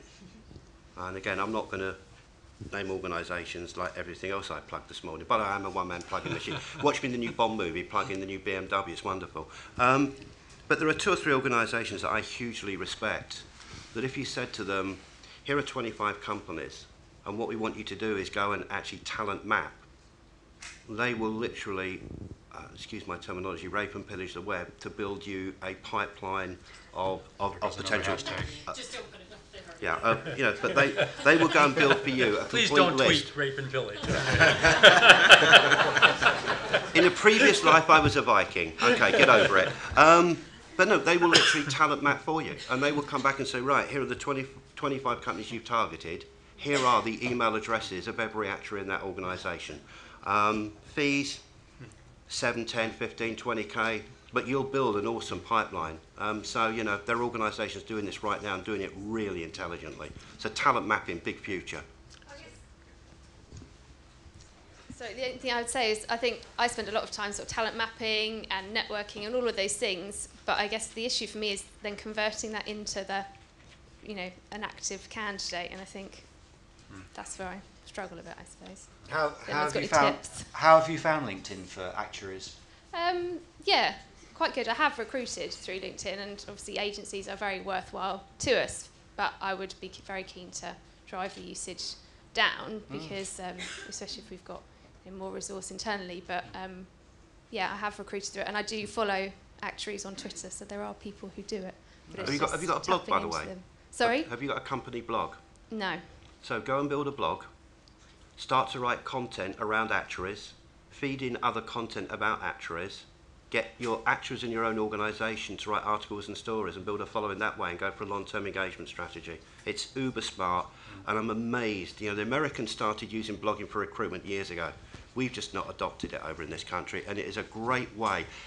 You're not going to get, you know, and I think Gary's right, the mix between short-term need of a hiring manager shouting abuse and saying, I just need an actuary, go and use a retcon if you have to. But if you want to build a longer term, build a blog, find smart content, put it out there, and you know what? They will come, and if there's good content, they'll read it, and they'll sign up for a newsletter or other bits of content you might be providing. It's a long term, but it can half work well. So I think one of the nice links from this and about blogging and other things, and it's something that Matt Alder, who's sitting over there, has been tweeting about today, Alistair Murray's been tweeting about as well during the day, is about content. And Alistair, you've also talked about content is king. We keep hearing this. But how many of you actually believe as HR and resourcing and talent specialists that you're actually an expert at creating content? Anybody? Yeah? Matt? Okay. How did you get to become an expert though, Matt? Asking people in the business what they actually wanted to be talking about. That's the only way you actually find out. I mean, I work in the security industry. I know nothing about the security industry, but you know, we've got thousands of people in our business who do know a vast amount about it. So you just go and ask them, and you ask them to start producing content.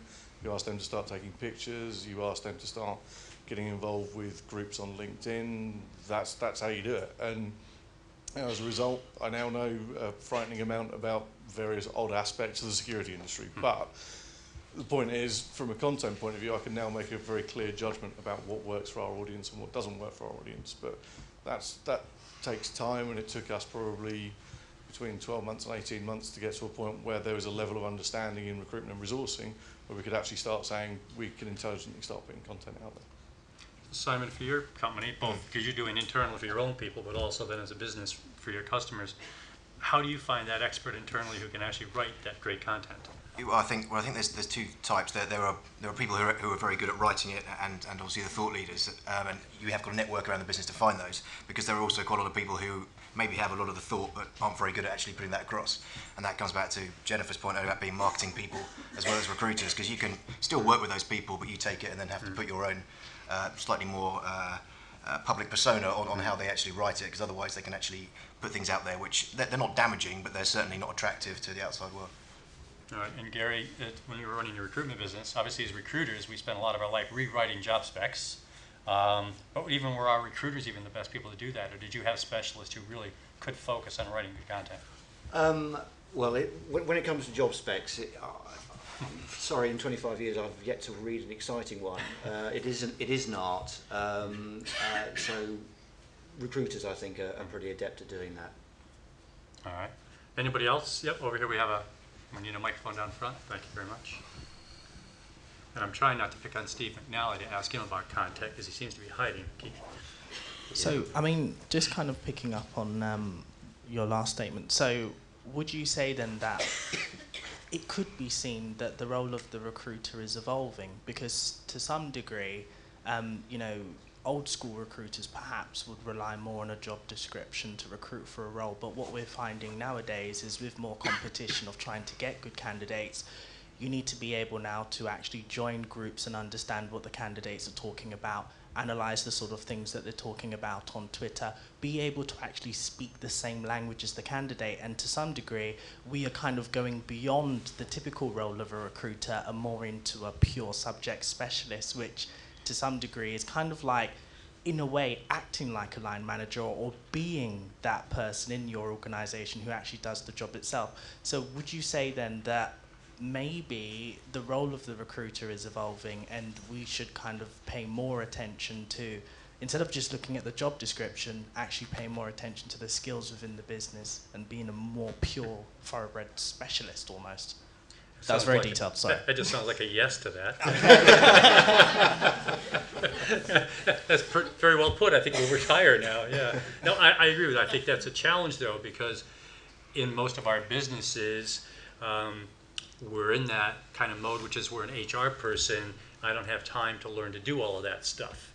And I think that's going to be a challenge for organizations to actually enable their resourcing, talent acquisition, whatever we want to call the person now, to be able to gain those skills, because it will be important going forward. Has anybody read or read any of Lou Adler's stuff out of the US? Lou Adler's done performance hiring, a lot of other things. His theme now, though, is that we shouldn't be recruiting to job specs anyway. We should be actually asking people, what is the work you do? And that's what we should talk about in whatever media we talk about it in. It's about the work you do, not about that long list of stuff that as HR people we love to have. But if we're going to recruit like that, then we do need to change our recruiter's mindset to the style you've discussed. It almost seems as if we're becoming more like chameleons to some degree, because I think that perhaps before a recruiter would just be seen and known as a standard recruiter.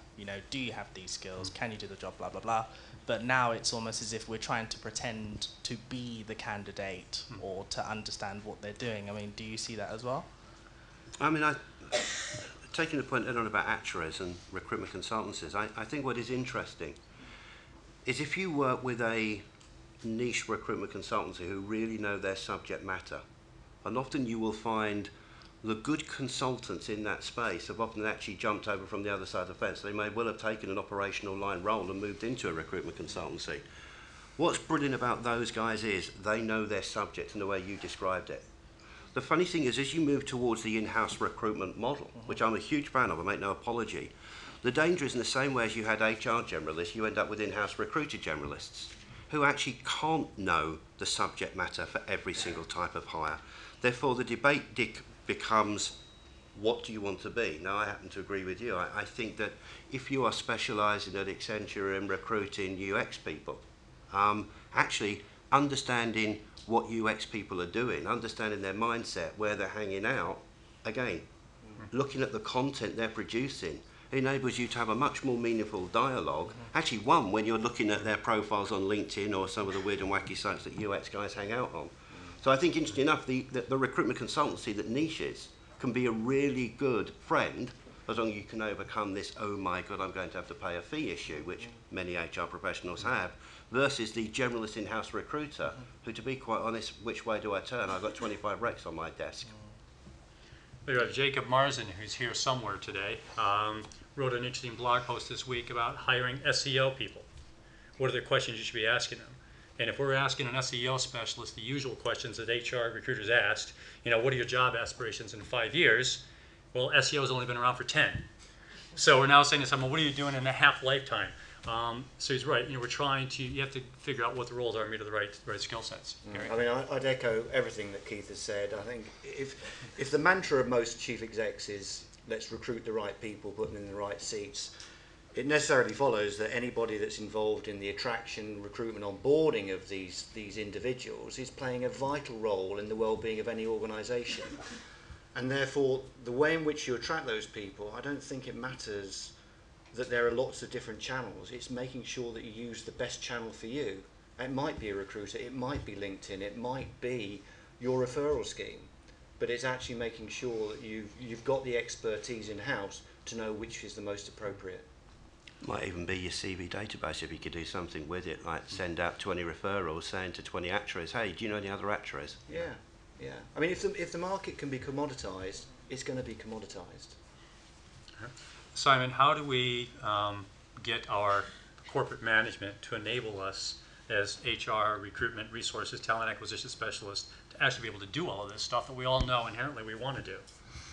I think you're right. I think personally I spend a lot of my time trying to educate my senior colleagues at work and understand what it is that we're doing. You come to events like this and see all that's out there, and you go back to the office. And a few weeks ago I was in a meeting with our global head of marketing, and she was kicking off a new social media project, and I said, oh, can I be on that project team? And she said, why would you want to be on that?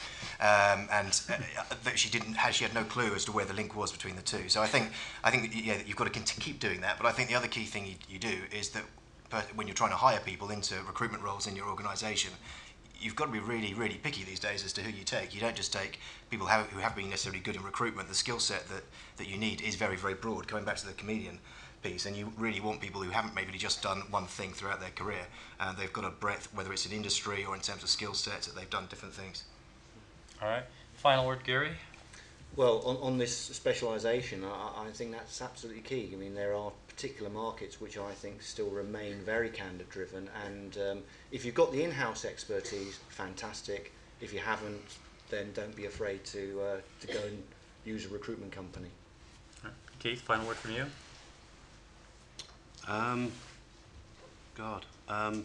Way too much focus on cost per hire. Something we created 10 years ago that was a great way to sell job boards because we were less expensive than print media. But actually it's a complete misnomer. To me it's about the quality of hire. And for me the ultimate matrix in this business is going to be when you can look back over 5 years and say, wow, we went to a recruitment consultant and paid 20 grand, but that candidate was with us 5 years and delivered this ROI. But fun enough, this candidate we did in-house only cost us 2 and 6, but left after 18 months. There's no, I love in-house recruitment passionately, but we have to move away from this cost per hire issue. Quality, quality, quality is what builds great companies, and cost should actually at that point become a semi-irrelevancy. I love in-house recruiters.